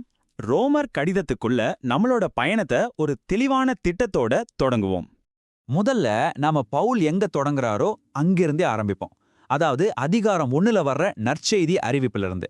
சரியா? இங்க தான் உயிர்த்தெழுதல்ங்கிற அந்த ஐடியாவோட முதல் விதை அவர் தூவுறார். இங்க ரொம்பவே கவனிக்க வேண்டிய விஷயம் என்னன்னா, இயேசுவோட அதிகாரத்துக்கு அத்தாட்சியா பவுல் எதை சொல்றாருன்னு பாருங்க. உயிர்த்தெழுதல். அதை எடுத்த அடுப்புலயே தெளிவா சொல்லிடுறாரு. இது உண்மையிலே ரொம்ப சுவாரஸ்யமான ஒரு பாயிண்ட் இல்லையா? சரி, இப்படியே அதிகாரம் 4க்கு போலாம். அங்க விசுவாசத்தை பத்தின பவுலோட அந்த புகழ்பெற்ற வாதம் எப்படி இந்த உயிர்த்தெழுதல் கான்செப்டோட பின்னி பிணைஞ்சிருக்குன்னு பார்க்கலாம் வாங்க. இங்க பவுல் ஒரு அருமையான தொடர்பு ஏற்படுத்துறார். கிறிஸ்தவ விசுவாசத்தை நேரா ஆபிரகாமோட விசுவாசத்தோட இணைக்கிறார். யோசிச்சு பாருங்க, ஆபிரகாமோட விசுவாசம்னா என்ன? அது மரணத்தையே ஜெயிக்கிற அளவுக்கு கடவுளுக்கு சக்தி இருக்குன்னு நம்புறதுதான். எவ்வளோ ஆழமான ஒரு விஷயம் அது. அப்போ இங்க முக்கியமான பாயிண்ட் என்னன்னா, இந்த பழைய ஏற்பாட்டு கதை இயேசுவோட உயிர்த்தெழுதலுக்கு ஒரு முன்னோட்டம் மாதிரி. ஆமா, ஆபிரகாமோட கதை பின்னாடி இயேசுவோட உயிர்த்தெழுதல்ல முழுசா நிறைவேறப்போட ஒரு வாக்குறுதியோட நிழல் மாதிரி தான். இங்கதான் பவுல் நமக்காக எல்லாத்தையும் கோர்வையா இணைக்கிறார். ஆனா ஒரு நிமிஷம், நாம் நீதிமான்களாக்கப்படுவதற்காக எழுப்பப்பட்டார்னா அதுக்கு என்ன அர்த்தம்? இது ரொம்ப முக்கியமான கேள்வி இல்லையா? பவுலை பொறுத்த வரைக்கும் நீதிமானாக்கப்படுதல்னா என்ன தெரியுமா? இயேசு உயிரோட எழுந்த அந்த நொடியில கடவுள் தன்னோட மக்களை பார்த்து நீங்க சரியானவங்க அப்படின்னு அறிவிச்சதுதான். இதுதான் அந்த வார்த்தையோட உண்மையான அர்த்தம். சரி, இப்ப நாம இந்த கடிதத்தோட இறையில் மையத்துக்கே வந்துட்டோம். இங்கதான் உயிர்த்தெழுதல்ங்கிற இந்த தீம் பவுலோட ரொம்ப ஆழமான வாதங்களுக்கு எப்படி ஒரு சக்தியை கொடுக்குதுன்னு பார்க்க போறோம். ரோமர் அதிகாரம் 5ல பாத்தீங்கன்னா பவுல் ஒரு அருமையான ஒப்பீடு பண்ணுவார். ஆதாம் செஞ்ச தப்பு மரணத்தை கொண்டு வந்துச்சு, ஆனா கிறிஸ்துவ செஞ்ச நீதியான செயல், அதாவது உயிர்த்தெழுதல் நமக்கு ஜீவனை கொடுக்குது. இது உயிர்த்தெழுதலை பத்தின ஒரு தெளிவான குறிப்பு, ரொம்பவே சக்தி வாய்ந்த ஒண்ணு. அடுத்ததா பவுல் என்ன செய்றார்னா, உயிர்த்தெழுதல ஒரு கிறிஸ்தவரோட புது வாழ்க்கைக்கான ஒரு மாதிரியா, ஒரு ப்ளூ பிரிண்ட் மாதிரி பயன்படுத்துறார். இந்த புது வாழ்க்கை எங்க தொடங்குது? ஞானஸ்நானத்துல தான். இப்படியே ரோமர் 8ஆம் அதிகாரத்துக்கு வரும்போது பவுல் ஒரு உச்சக்கட்டத்தை நோக்கி போறார். அவரோட கையில ஜெயிக்கவே முடியாத ஒரு பதில் இருக்குன்னு தெரிஞ்சுக்கிட்டே வரிசையா சில கேள்விகளை கேட்கிறாரு. அப்படி என்ன பதிலா இருக்கும் அது? அந்த எல்லா கேள்விகளுக்கும் பதில் ஒன்னே ஒண்ணுதான், இயேசுவோட உயிர்த்தெழுதல். இதுதான் கிறிஸ்துவ நம்பிக்கையோடையும் பாதுகாப்போடையும் அசைக்க முடியாத அஸ்திவாரம். பவுலோவோட இந்த அசைக்க முடியாத நம்பிக்கைக்கு இதுதான் இறுதி காரணம். மனிதர்களோட மைய பிரச்சனையான மரணமே தோற்கடிக்கப்பட்டுடுச்சு. பாருங்க, உயிர்த்தெழுதல்ங்கிறது ஏதோ புத்தகத்துல படிக்கிற தத்துவம் மட்டும் இல்ல, அது ஒரு சமூகத்தோட வாழ்க்கையே எப்படி மாத்தி அமைக்குதுன்னு பவுல் காட்டுறார். அதுதான் அதோட உண்மையான சக்தி. பவுலோட வாதத்தோட மையத்துல கிறிஸ்தவத்தோட அடிப்படையான அறிக்கை இருக்கு. அதோட இதயத்துல என்ன இருக்கு தெரியுமா? தேவன் அவரை மரித்தோரிலிருந்து எழுப்பினாருங்கிற அந்த நம்பிக்கை தான். இந்த நம்பிக்கை நாம ஒருத்தரோட ஒருத்தர் எப்படி வாழணும்னு நேரடியா சொல்லிக் கொடுக்குது. உயிரோட எழுந்த கிறிஸ்து தான் ஒரே நீதிபதிங்கிறதால மத்தவங்கள தீர்ப்பு சொல்றதையும் அவமதிக்கிறதையும் இது நிறுத்துது. யோசிச்சு பாருங்க, இது நம்ம வாழ்க்கையில எவ்வளோ பெரிய மாற்றத்தை கொண்டு வரும். சரி, இந்த கடிதத்துல இவ்வளோ தூரம் பயணம் செஞ்சிட்டோம். அப்போ கடைசியா நாம என்ன தெரிஞ்சுக்கிறோம்? நாம பார்த்ததுல இருந்து ஒன்னு தெளிவா புரியுது. உயிர்த்தெழுதல்ங்கிறது பல விஷயங்கள்ல ஒன்னு கிடையாது, அதுதான் மத்த எல்லா விஷயங்களையும் தாங்கி பிடிக்கிற அஸ்திவாரக்கல். இன்னொரு முக்கியமான விஷயம், இது வெறும் உருவகமோ கதையோ இல்ல. பவுலோட முழு வாதமும் வரலாற்றுல நிஜமாவே சரீரத்தோட ஏதோ ஒன்னு நடந்துச்சுங்கிற நம்பிக்கையில தான் நிக்குது. இந்த ஒரு கேள்வி நம்ம மொத்த பார்வையையுமே மாத்த போகுது. வாங்க ரோமர் புத்தகத்தோட ஒவ்வொரு அதிகாரமா பயணம் செஞ்சு இந்த உயிர்த்தெழுதல் அப்படிங்கிற ஒரு கண்ணாடி வழியா பார்க்கும்போது எல்லாமே எப்படி வித்தியாசமா தெரியுதுன்னு பார்க்கலாம். நம்ம நினைக்கிற மாதிரி பவுல் தன்னோட கடிதத்தை நீதிமானாக்கப்படுதல் என்ற விஷயத்தோட தொடங்கல. அதுக்கு பதிலா அவர் ஒரு ஷாக்கிங்கான ஒரு விஷயத்தோட ஆரம்பிக்கிறார். அது இயேசுவோட வல்லமை, அப்புறம் அவரோட உயிர்த்தெழுதலை பத்தினது. இங்க ஒரு விஷயம் கவனிங்க. பவுல பொறுத்த வரைக்கும் உயிர்த்தெழுதல்ங்கிறது வெறும் ஒரு அற்புதம் மட்டும் இல்ல, அதுதான் இயேசுவ இஸ்ரவேலோட ராஜாவாகவும் இந்த முழு உலகத்தோட உண்மையான அரசராகவும் அறிவிக்கிற ஒரு டிக்ளரேஷன் மாதிரி. இது வெறும் ஒரு ஸ்பிரிச்சுவல் விஷயம் மட்டும் இல்ல, இது ஒரு பொலிட்டிக்கல் ஸ்டேட்மெண்ட்டும் கூட. ஓகே, உயிர்த்தெழுதல்ன்றது ஒரு புது விஷயம் மாதிரி தோணலாம். ஆனா பவுல் இங்க ஒரு ஆச்சரியமான விஷயத்த செய்றாரு. அவர் இந்த நிகழ்வ ஆயிரக்கணக்கான வருஷங்களுக்கு முன்னாடி வாழ்ந்த தன்னோட மக்களின் தந்தைன்னு சொல்லப்படுற ஆபிரகாமோட கதையோட கனெக்ட் பண்றாரு. அது எப்படி முடியும்?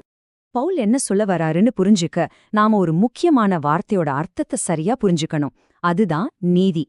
இது ஏதோ கோர்ட்ல சொல்ற மாதிரி ஒரு லீகல் விஷயம் மட்டும் இல்ல. பவுல பொறுத்த வரைக்கும் நீதிங்கிறது தேவன் தன்னோட மக்களுக்கு கொடுத்த வாக்குறுதிகளை நிறைவேற்றுறதுல எவ்வளவு உண்மையா இருக்காருங்கிறது குறிக்குது. இங்கேதான் அந்த கனெக்ஷன் வருது. ஆப்ரஹாமோட கதை இது ரொம்ப அழகா விளக்குது. குழந்தைய பெத்துக்க முடியாத கிட்டத்தட்ட செத்துப்போன ஒரு நிலைமையில இருந்த ஆப்ரஹாமுக்கும் சாராளுக்கும் தேவன் ஒரு குழந்தைய கொடுத்தார். மரணத்திலிருந்து ஜீவனை உண்டாக்குற தேவன் மேல நம்பிக்கை வச்சதுதான் ஆப்ரஹாமோட விசுவாசம். இது இயேசுவோட உயிர்த்தெழுதலுக்கு ஒரு பர்ஃபெக்டான ஃபோர்ஷேடோ மாதிரி இருக்கு இல்லையா? இங்கதான் பவுல் ஒரு முக்கியமான பாயிண்ட சொல்றாரு. இயேசுவோட மரணம் நம்ம பாவங்களுக்காக நடந்தது. ஆனா அவரோட உயிர்த்தெழுதல் தான் நம்ம நீதிமானாக்கப்படுறதுக்கு காரணம்.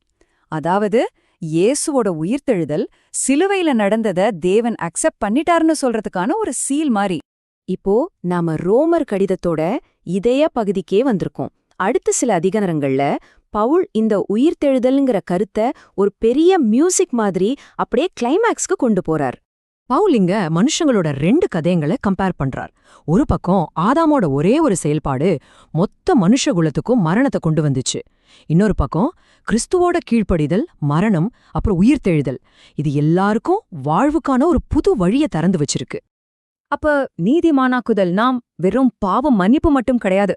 அது இயேசுவோட உயிர்த்தெழுதல் மூலமா தேவன் தன்னோட மக்களை பார்த்து நீங்க ஏன் பக்கம் சரி அப்படின்னு பப்ளிக்கா அறிவிக்கிற ஒரு செயல்.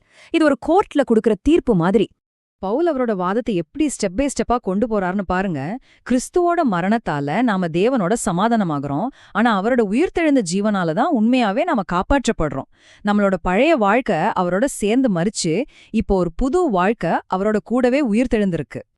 யோசிச்சு பாருங்க, இது எவ்வளவு ஆச்சரியமான விஷயம். இது எதிர்காலத்துல நடக்க போற ஒரு விஷயம் மட்டும் இல்ல. இயேசுவ மரணத்திலிருந்து எழுப்புனா அதே தெய்வீக சக்தி இப்போ உங்களுக்குள்ளேயும் எனக்குள்ளேயும் வேலை செஞ்சு நம்மளோட இந்த அழிஞ்ச போற உடம்புகளுக்கு கூட ஜீவனை கொடுக்குதுன்னு பவுல் சொல்றாரு. சரி, இந்த தியாலஜி எல்லாம் கேட்க நல்லதா இருக்கு. ஆனா நம்ம டெய்லி லைஃப்ல இதனால என்ன யூஸ்? பவுலோவ் பொறுத்த வரைக்கும் உயிர்த்தெழுதலுங்கிறது கிறிஸ்தவ நம்பிக்கைக்கும் சமூக ஒட்டுமைக்கும் ஒரு அசைக்க முடியாத ஃபவுண்டேஷனா மாறுது. இது வெறும் ஒரு ஐடியா மட்டும் இல்ல, இதுதான் அவங்களோட வாழ்க்கையோட மையம். இயேசுவே கர்த்தர்னு சொல்றதும் தேவன் அவரை உயிரோட எழுப்பினாரும்னு நம்புறதும் தான் அவங்களோட கோர் பிலீஃப். கிறிஸ்து செத்தவங்களுக்கும் உயிரோடு இருக்கிறவங்களுக்கும் கர்த்தருங்கிறனால சபைக்குள்ள எந்த பிரிவினையும் இருக்கக்கூடாதுன்னு பால் ஆர்கியூ பண்றார். இப்ப நாம இந்த முழு கடிதத்தோட கிளைமேக்ஸுக்கே வந்தாச்சு.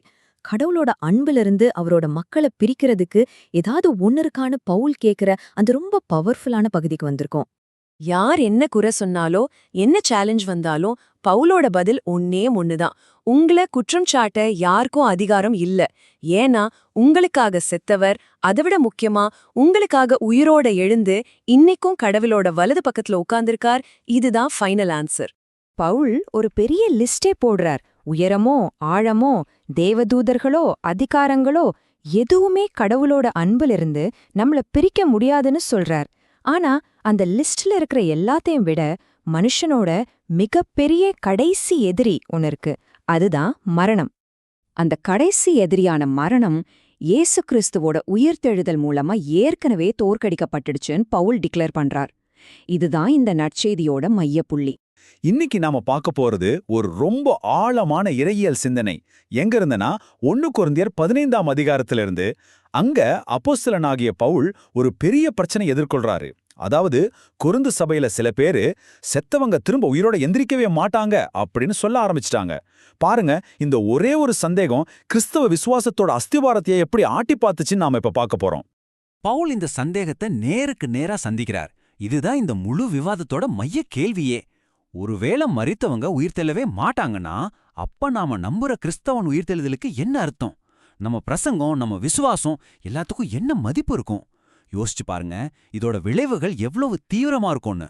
சரி, இந்த ஆய்வுல நாம என்னெல்லாம் பார்க்க போறோம்னா, முதல்ல கொரிந்துல இருந்த அந்த அடிப்படை சந்தேகத்திலிருந்து ஆரம்பிப்போம். அப்புறம் முதற் பலன்கள் வாக்குறுதிக்கு வருவோம். அதுக்கப்புறம் படைப்பிலிருந்து வீழ்ச்சி வரைக்கும் போய் கடைசியா மரணம் எப்படி தோற்கடிக்கப்பட்டுச்சு, கடவுள் எப்படி எல்லாவற்றிலும் எல்லாம் ஆக போறாருன்னு பவுலோட வாதத்தை ஸ்டெப் பை ஸ்டெப்பா ஃபாலோ பண்ணுவோம். முதல்ல கொரிந்தில இருந்து அந்த பெரிய சவாலை பார்ப்போம். இது ஏதோ ஒரு சின்ன இறையியல் விவாதம் கிடையாது.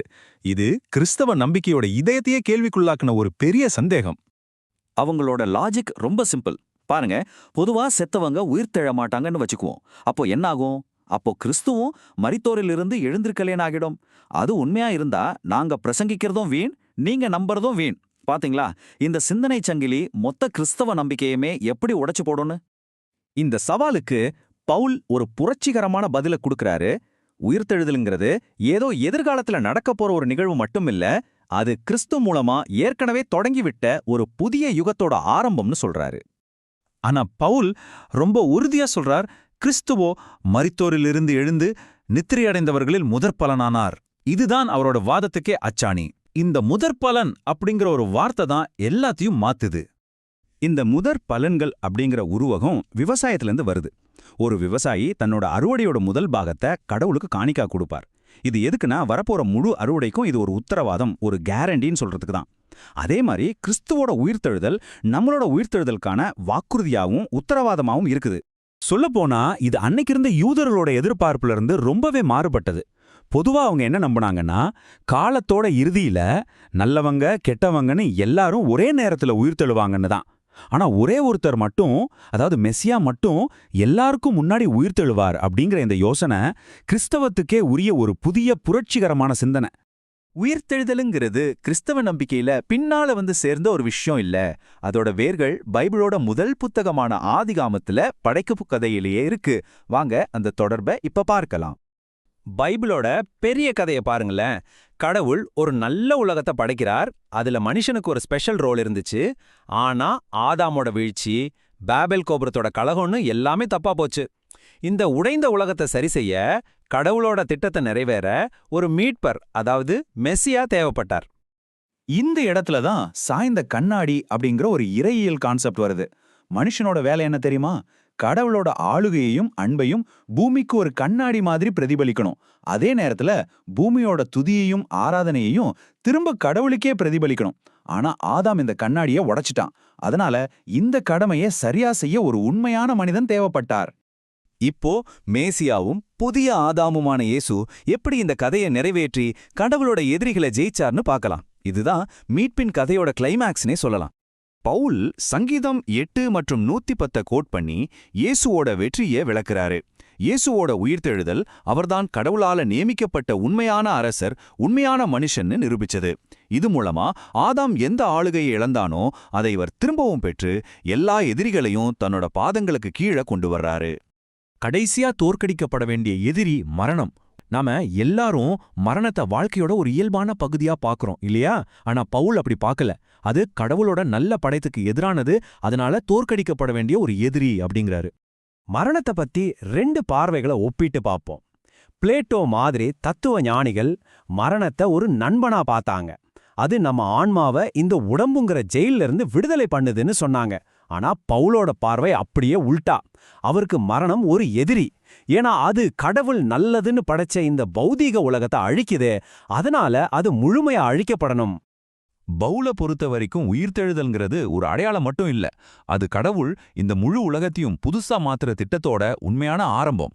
இயேசுவோட உயிர்த்தெழுந்த சரீரம் அந்த புதிய படைப்போட முதல் பகுதி. இப்ப நாம இறுதி பகுதிக்கு வந்திருக்கோம்.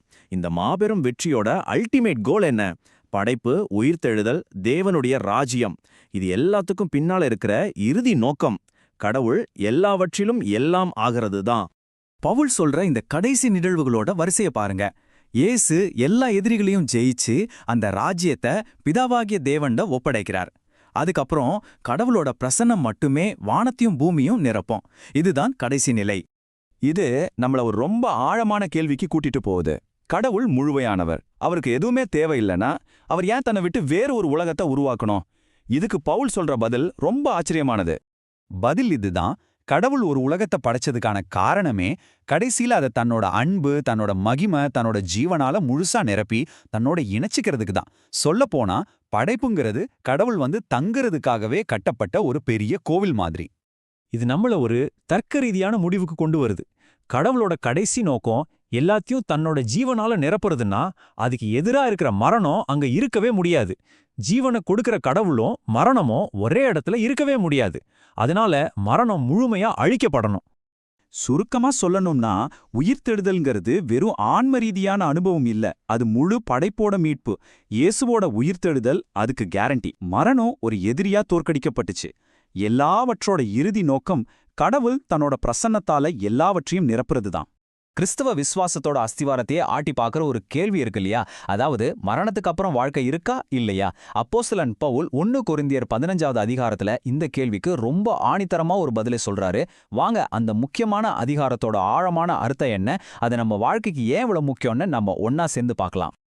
யோசிச்சு பாருங்க, பவுல் எவ்வளோ ஸ்ட்ராங்கா இந்த வாதத்தை ஆரம்பிக்கிறாருன்னு. அவர் என்ன கேட்கிறாருன்னா, ஒருவேளை இறந்தவங்க திரும்ப உயிரோட எழும்பவே மாட்டாங்கன்னா அப்புறம் நம்ம வாழ்க்கை எதுக்கு? சும்மா சாப்பிடுவோம், குடிப்போம், நாளைக்கு சாக போறோம்னு வாழ்ந்துட்டு போய் வேண்டியதானே? இது ஏதோ தத்துவம் பேசுற மாதிரி இருக்கலாம், ஆனா இது ரொம்ப சீரியஸான பாயிண்ட். உயிர்த்தெழுதல் மேல நம்பிக்கை இல்லைன்னா நம்ம வாழ்றதுக்கே ஒரு அர்த்தமும் இல்லாம போயிடும்னு சொல்றாரு. முதல்ல இந்த அதிகாரம் ஏன் எழுதப்பட்டுச்சுங்கிற பின்னணியை நாம புரிஞ்சுக்கணும். இது சும்மா ஒரு தியாலஜி கிளாஸ் மாதிரி இல்ல. அப்போ கொரிந்து சபையில ஒரு பெரிய குழப்பமே நடந்துகிட்டு இருந்துச்சு. சில பேர் என்ன சொல்ல ஆரம்பிச்சாங்கன்னா, இருந்தவங்கெல்லாம் திரும்ப உயிரோட வரமாட்டாங்க அப்படின்னு ஒரு புது போதனையே கொண்டு வந்தாங்க. இது கிறிஸ்துவ விசுவாசத்தோட மையத்தையே தாக்குற மாதிரி ஒரு ரொம்ப ஆபத்தான கருத்து. அதனாலதான் பவுல் இவ்ளோ உணர்ச்சிபூர்வமா, இவ்ளோ தீவிரமா இதுக்கு பதில் சொல்றாரு. சரி, இந்த தப்பான போதனைக்கு பவுல் எப்படி பதில் சொல்றாருன்னு பாப்போம். அவர் எடுத்த எடுப்புலயே பெரிய தியாலஜி எல்லாம் பேசல, ரொம்ப பிராக்டிக்கலா ஆரம்பிக்கிறாரு. முதல்ல இந்த உயிர்த்தெழுதல் மேல நம்பிக்கை இல்லைன்னா அது நம்மளோட அன்றாட வாழ்க்கையை எப்படியெல்லாம் பாதிக்கும்னு சுட்டி காட்டுறாரு. இங்கேதான் பவுலோட எழுத்துல ஒரு சுவாரஸ்யமான விஷயத்தை நம்ம கவனிக்கணும். இந்த அதிகாரத்தோட அமைப்பு ஒரு நெம்புகோல் மாதிரி இருக்கு. அதாவது பெரிய இறையியல் விளக்கங்களுக்கு நடுவுல சரியா மையத்துல வசனங்கள் 29லேருந்து 34 வரைக்கும் ரொம்ப காரசாரமான பிராக்டிக்கலான சில விஷயங்களை பேசுறாரு. இதெல்லாம் இந்த முழு வாதத்தையும் தாங்கி பிடிக்கிற, தூக்கி நிறுத்துற ஒரு மையப்புள்ளி. வாங்க இப்ப நாம அந்த மையப்பகுதிக்குள்ள போய் பவுல் என்னென்ன வாதங்களை வைக்கிறாருன்னு பார்க்கலாம். உயிர்த்தெழுதல் மேல இருக்கிற நம்பிக்கை எவ்வளவு முக்கியம்னு கொரிந்து மக்களுக்கு புரிய வைக்கிறதுக்காக சில பிராக்டிக்கலான உதாரணங்களை வரிசையா சொல்றாரு. பவுலோட முதல் பாயிண்ட் கொஞ்சம் விசித்திரமா இருக்கலாம். அங்கே இருந்த ஒரு பழக்கத்தை சுட்டி காட்டுறாரு. அதாவது ஒருத்தர் இயேசுவை ஏத்துக்கிட்டு ஞானஸ்நானம் எடுக்கிறதுக்கு முன்னாடியே இறந்துட்டா அவருக்காக இன்னொருத்தர் ஞானஸ்நானம் எடுக்கிற பழக்கம் அங்க இருந்திருக்கலாம். இப்போ பவுல் இந்த பழக்கம் சரியா தப்பான்னு விவாதிக்கல. ஆனா அவர் ஒரு கேள்வி கேட்கிறாரு, ஏன் இப்படி செய்றீங்க? எதிர்காலத்துல இறந்தவங்க உடலோட உயிர்த்தெழுவாங்கன்னு ஒரு நம்பிக்கை இருந்தா மட்டும்தானே இந்த மாதிரி ஒரு செயலுக்கு ஏதாவது அர்த்தம் இருக்கும், இல்லனா இது ஒரு அர்த்தம் இல்லாத சடங்கு தானேன்னு கேட்கிறார். அடுத்ததா பவுல் தன்னோட சொந்த வாழ்க்கையே ஒரு உதாரணமா சொல்றாரு. சகோதரரே, நான் ஒவ்வொரு நாளும் சாகுற மாதிரி கஷ்டப்படுறேன்னு சொல்றாரு. அதாவது இயேசுவுக்காக இவ்ளோ பாடு, இவ்வளவு அடிகள், இவ்வளவு துன்பம், இதெல்லாம் நான் ஏன் அனுபவிக்கணும்? ஒருவேளை உயிர்த்தெழுதல்னு ஒன்று இல்லைன்னா நான் படுற கஷ்டம் எல்லாமே முட்டாள்தனம் இல்லையான்னு கேட்கிறாரு. அந்த எதிர்கால நம்பிக்கை தான் அவரை எல்லாத்தையும் தாங்கிக்க வச்சது. கடைசியா இந்த பகுதியே ஒரு கடுமையான எச்சரிக்கையோட முடிக்கிறாரு பவுல். அப்போ புழக்கத்துல இருந்த ஒரு பழமொழியை சொல்லி, கெட்ட சகவாசம் நல்ல பழக்க வழக்கங்களை கெடுத்துடும்னு சொல்றாரு. இதன் மூலம் அவர் என்ன சொல்ல வராருன்னா, உயிர்த்தெழுதலை மறுக்கிறதுங்கிறது ஏதோ ஒரு சின்ன கொள்கை ரீதியான தப்பு மட்டும் இல்ல, அது ஒருத்தரோட ஒழுக்கத்தையே, அவங்க வாழ்க்கையே தடம் பொருள வச்சிடணும் ரொம்ப ஸ்ட்ராங்கா எச்சரிக்கிறாரு. சரி, உயிர்த்தெழுதல் ஏன் முக்கியம்னு பிராக்டிக்கலா விளக்குனதுக்கு அப்புறம் பவுல் இப்போ அடுத்த கட்டத்துக்கு போறாரு. அதாவது இது சம்பந்தமா மக்கள் கேட்கிற ஒரு முக்கியமான அறிவுபூர்வமான கேள்விக்கு பதில் சொல்ல போறாரு. இந்த கேள்வி அன்னைக்கு மட்டும் இல்ல, இன்னைக்கும் நிறைய பேர் கேட்கிற கேள்விதான். இதுதான் அந்த முக்கியமான கேள்வி. சரி, இறந்தவங்க உயிர்த்தெழுவாங்கன்னு சொல்றீங்களே, அது எப்படி நடக்கும்? என்ன மாதிரி உடம்போட அவங்க வருவாங்க? பாத்தீங்களா, இன்னைக்கும் நிறைய பேர் இந்த கேள்வியை கேட்டு உயிர்த்தெழுதல்ங்கிற நம்பிக்கையே கேலி பண்ணுவாங்க. இது நடக்கவே முடியாத காரியம்னு சொல்றதுக்காகத்தான் இந்த கேள்வியை அவங்க பயன்படுத்துறாங்க. இதுக்கு பவுல் கொடுக்கிற பதில் ரொம்பவே ஆச்சரியமானது. அவர் நேரா இயற்கைக்கே நம்மள கூட்டிட்டு போறாரு. ஒரு விதையை எடுத்துக்க சொல்றாரு. நாம நிலத்துல போடுறது ஒரு சின்ன காஞ்சி போன விதை. ஆனா அதிலிருந்து வர்ற செடி எப்படி இருக்கு? முற்றிலும் வேற மாதிரி பிரம்மாண்டமா உயிரா இருக்கு. அதே மாதிரி தான் உயிர்த்தெழுதலும். அது நம்ம பழைய உடம்ப அப்படியே திரும்ப ஒட்ட வைக்கிற விஷயம் இல்ல, அது ஒரு முழுமையான மகத்தான உருமாற்றம். அப்போ நாம புரிஞ்சுக்க வேண்டிய முக்கியமான விஷயம் இதுதான். உயிர்த்தெழுதல்ங்கிறது பழைய பாகங்களை ஒட்ட வைக்கிற ஒரு ரிப்பேர் வேலை கிடையாது. அது கடவுளோட ஒரு புதிய படைப்பு. கடவுள் ஒவ்வொருத்தருக்கும் அவர் தீர்மானிச்சிருக்கிற ஒரு புதிய உடலை கொடுக்கறாரு. இப்ப நாம இந்த வாதத்தோட ரொம்ப ஆழமான இறையல் ரீதியான மைய பகுதிக்கு வந்திருக்கோம். இங்குதான் பவுல் நம்மளோட இப்போதைய உடம்புக்கும் எதிர்காலத்துல நமக்கு கிடைக்க போற உடம்புக்கும் இருக்கிற பெரிய வித்தியாசத்தை விளக்க போறாரு. பவுல் நம்மளோட இப்போதைய உடம்ப குறிக்கிறதுக்கு சோமா சைக்கிகான்னு ஒரு கிரேக்க வார்த்தைய பயன்படுத்துறாரு. அதோட அர்த்தம் ஜென்ம சரீரம் அல்லது இயற்கையான உடல். அதாவது இந்த உடம்பு சைக்கி அப்படிங்கிற சாதாரண இயற்கையான ஜீவ சுவாசத்தினால இயங்குது. இதுதான் ஆதாம் மூலமா நமக்கு கிடைச்ச உடல். ஆனா உயிர்த்தெழுந்த உடம்ப அவர் சோமா நியூமட்டிக்கான்னு சொல்றாரு, அதாவது ஆவிக்குரிய சரீரம். இங்க ஒரு முக்கியமான விஷயத்த கவனிக்கணும். ஆவிக்குரிய சரீரம்னா ஏதோ உடம்பே இல்லாத ஆவி மாதிரி நினைக்கக்கூடாது. இதுவும் ஒரு உண்மையான உடல்தான். ஆனா இத இயக்குற சக்தி வேற. அது தேவனுடைய ஆவியானவள். இந்த வித்தியாசத்தை இன்னும் சுலபமா புரிஞ்சுக்க ஒரு உதாரணம் சொல்றேன். ஒரு பாய்மர கப்பலை கற்பனை பண்ணிக்கோங்க. அந்த கப்பலை ஓட்டுகிறது எது? காத்து. அதே கப்பல்ல ஒரு நீராவி என்ஜினை வச்சா அதை இயக்குறது எது? நீராவி. இப்போ கப்பல் ஒண்ணுதான், ஆனா அதை இயக்குற சக்தி வேற. அதே மாதிரிதான் நம்ம உடம்பும். ஜென்ம சரீரம், ஆவிக்குரிய சரீரம்ங்கிறது அந்த உடம்பு எதால செய்யப்பட்டிருக்குங்கிறத பத்தி இல்ல, அதை இயக்குற சக்தி எதுங்கிறத பத்தி தான் பேசுது. ஒன்ன இயற்கையான உயிர் சக்தி இயக்குது, இன்னொன்ன தேவனுடைய ஆவியானவரை இயக்குறாரு. சரி, இந்த ஆழமான புரிதலோட பவுல் எப்படி தன்னோட வாதத்தை ஒரு வெற்றிகரமான முடிவுக்கு கொண்டு வராருன்னு இப்ப பார்க்கலாம். இங்க பவுல் மனிதகுலத்தோட 2 பிரதிநிதிகளை ஒப்பிடுறாரு. முதல் ஆதாம், கடைசி ஆதாமாகிய கிறிஸ்து. முதல் ஆதாம் மண்ணிலிருந்து உருவாக்கப்பட்டார். அவர் நமக்கு இந்த அழியக்கூடிய இயற்கையான உடம்ப கொடுத்தாரு. ஆனா கடைசி ஆதாமாகிய கிறிஸ்துவோ பரலோகத்திலிருந்து வந்தவர். அவர் சும்மா உயிருள்ளவரா மட்டுமில்ல, மத்தவங்களுக்கு உயிர் கொடுக்கிற ஆவியாகவும் இருக்கிறார். அவர் மூலமா ஒரு புதிய ஆவியால் இயக்கப்படுற ஒரு மனுஷ குலமே தொடங்குது. இது ஏதோ தேரி மட்டும் இல்லைங்க, இது நமக்கான வாக்குத்தத்தம். எப்படி நாம இப்போ இந்த மண்ணுக்குரிய ஆதாமோட சாயலை சுமந்துட்டு இருக்கிறோமோ, அதே மாதிரி ஒரு நாள் நம்ம பரலோகத்துக்குரிய கிறிஸ்துவோட சாயலையும் அணிந்து கொள்வோம். இப்ப பவுல் ஒரு பெரிய ரகசியத்தை வெளிப்படுத்துறாரு. அதாவது கடைசி எக்காலம் மூதப்படும்போது ஒரு நொடி பொழுதுல, ஒரு கண் சிமிட்டுற நேரத்துல எல்லாம் மாறிடும். இறந்தவங்க அழிவில்லாத உடம்போட எழுந்திருப்பாங்க. அப்போ உயிரோட இருக்கிற நாமளும் அப்படியே மறுரூபமாக்கப்படுவோம். பவுல் தன்னோட வாதத்தோட உச்சக்கட்டத்துக்கு வராரு. ஒரு பெரிய வெற்றி முழக்கத்தோட சொல்றாரு, மரணம் ஜெயமாக விழுங்கப்பட்டது. மனிதனோட கடைசி எதிரியான மரணம் தோற்கடிக்கப்பட்டு விட்டதுன்னு பிரகடனம் செய்றாரு. கடைசியா இந்த அதிகாரத்தை ஒரு நன்றி ஜெபத்தோட முடிக்கிறாரு. உயிர்த்தெழுதல்ங்கிறது வெறும் தத்துவம் இல்ல, அது நம்ம கர்த்தராகிய இயேசு கிறிஸ்து மூலமா தேவன் நமக்கு கொடுக்கிற ஒரு மாபெரும் வெற்றி. அப்போஸ்தலனாகிய பவுல எடுத்துக்கிட்டீங்கன்னா, அவருக்கு துன்பங்கிறது ஒரு தடை கிடையாது, அது மகிமைக்கு போற வழியாதான் இருந்திருக்கு. சரி, இந்த ஆழமான கருத்தை பத்தி நம்ம இன்னும் கொஞ்சம் விரிவா பார்க்கலாமாங்க? முதல்ல பவுல் எவ்ளோ பெரிய பிரச்சனையை சந்திச்சாருன்னு புரிஞ்சுக்க அவர் பட்ட கஷ்டத்தோட தீவிரத்திலிருந்தே ஆரம்பிக்கலாம். பாருங்க, இது ஏதோ சின்ன கவலை இல்ல, வாழ்க்கையே போதும்னு நினைக்கிற அளவுக்கு ஒரு முழுமையான விரக்தி. ஆனா இந்த அளவுக்கு ஒரு ஆழ்ந்த விரக்தி அவரோட தோல்வியோட அறிகுறி கிடையாது. அதுக்கு பதிலா இந்த அனுபவம் தான் பவுலோட ஊழியத்தை பத்தின புரிதலையே மொத்தமா மாத்தி போட்டுச்சு. அவர் இந்த அனுபவத்தை எப்படி சொல்றாருன்னா, அவருக்குள்ளேயே ஒரு மரண தீர்ப்பு கிடைச்ச மாதிரி இருந்துச்சாம். அந்த அளவுக்கு அவரோட மனநிலையும் சரி, ஆன்மீக நிலையும் சரி ரொம்ப மோசமா இருந்திருக்கு. இன்னைக்கு நாம இதை ஒரு நர்வஸ் பிரேக் டவுன் இல்லனா பயங்கரமான டிப்ரெஷன்னு சொல்லுவோம் இல்லையா, கிட்டத்தட்ட அந்த மாதிரி. இப்ப பாருங்க, இதுலதான் பவுல் ஒரு முக்கியமான விஷயத்த கண்டுபிடிக்கிறாரு. இந்த முழு பலவீனத்துக்கு பின்னால ஒரு காரணம் இருந்திருக்கு. ஏன்னா, நம்ம பலத்தை நம்புறத விட்டுட்டு செத்தவங்கள உயிரோட எழுப்புற கடவுளை முழுசா நம்பணும். அதுக்காகதான். ஆனா இங்கேதான் ஒரு பிரச்சனை வருது. ஒரு வெற்றிகரமான தலைவர்னா இப்படிதான் இருக்கணும்னு கொரிந்து சபை மக்கள் ஒரு எதிர்பார்ப்பு வச்சிருந்தாங்க. ஆனா பவுலோட நிஜ வாழ்க்கையோ கஷ்டம் நிறைஞ்சதா இருந்துச்சு. இது ரெண்டுக்கும் செட்டே ஆகல. கொரிந்து மக்களுக்கு எப்படிப்பட்ட தலைவர் வேணும்னா, பார்க்க நல்லா பழபழன்னு எல்லாரும் மதிக்கிற மாதிரி ஒருத்தர் வேணும். ஆனா பவுல் எப்படி இருந்தாரு? சிலுவையில அடிபட்ட இயேசுவோட கஷ்டங்களை பிரதிபலிக்கிற மாதிரி ஒரு பலவீனமான ஊழியத்தை தான் அவர் ஏத்துக்கிட்டாரு. இதுதான் அவங்களுக்குள்ள இருந்த அந்த பெரிய கருத்து வேறுபாடு. சரி, இந்த பிரச்சனைக்கு ஒரு தீர்வா தன்னோட இந்த பலவீனமான ஊழியம் ஏன் இப்படி இருக்குன்னு விளக்கறதுக்காக பவுல் ஒரு சூப்பரான உருவகத்தை பயன்படுத்துறாரு. அப்போ நம்ம மனசுல ஒரு கேள்வி வரும் இல்லையா, ஒரு பலவீனம் எப்படி கடவுளோட சக்தி தங்குற ஒரு பாத்திரமா இருக்க முடியும்? இது எப்படிங்க சாத்தியம்? இந்த கேள்விக்கு பவுலோட பதில் இந்த வசனத்துல ரொம்ப அழகா இருக்கு.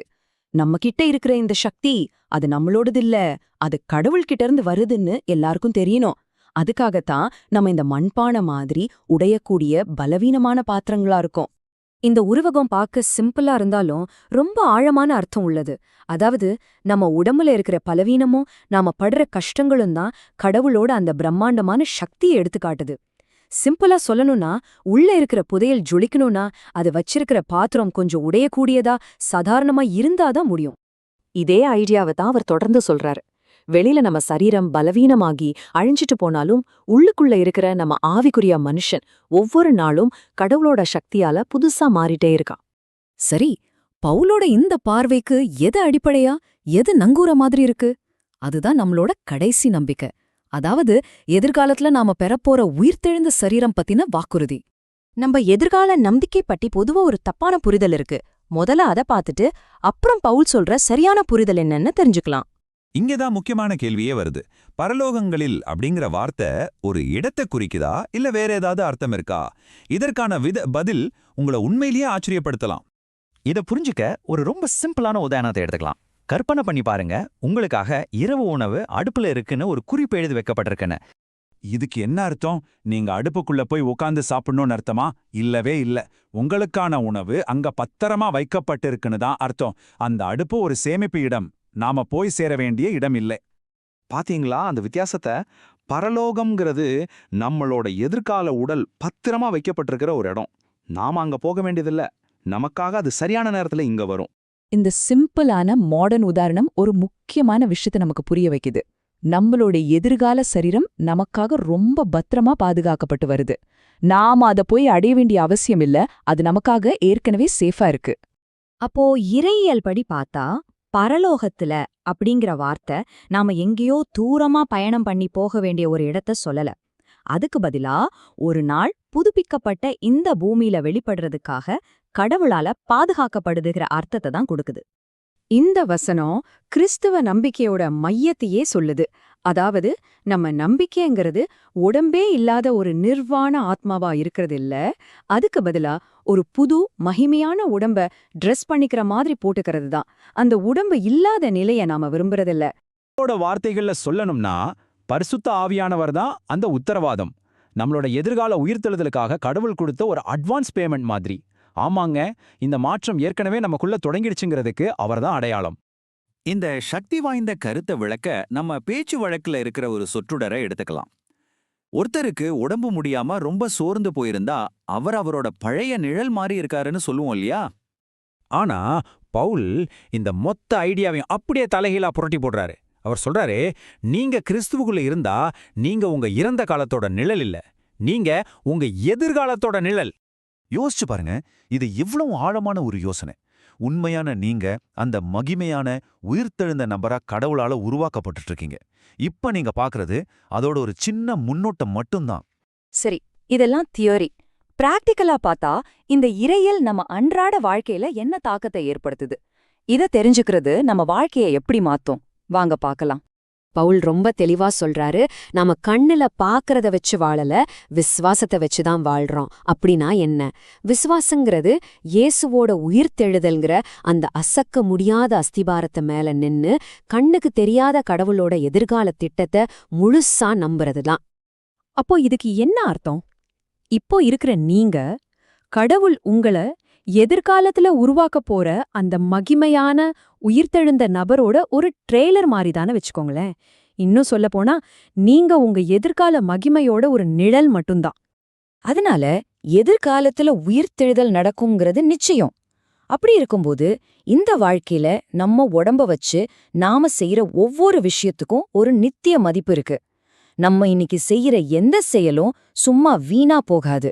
இறுதி உயிர்த்தெழுதல் நிச்சயங்கிறதால இன்னைக்கு நீங்க உங்க உடல்ல செய்யற ஒவ்வொரு செயலுக்கும் ஒரு நித்தியமான முக்கியத்துவம் இருக்கு.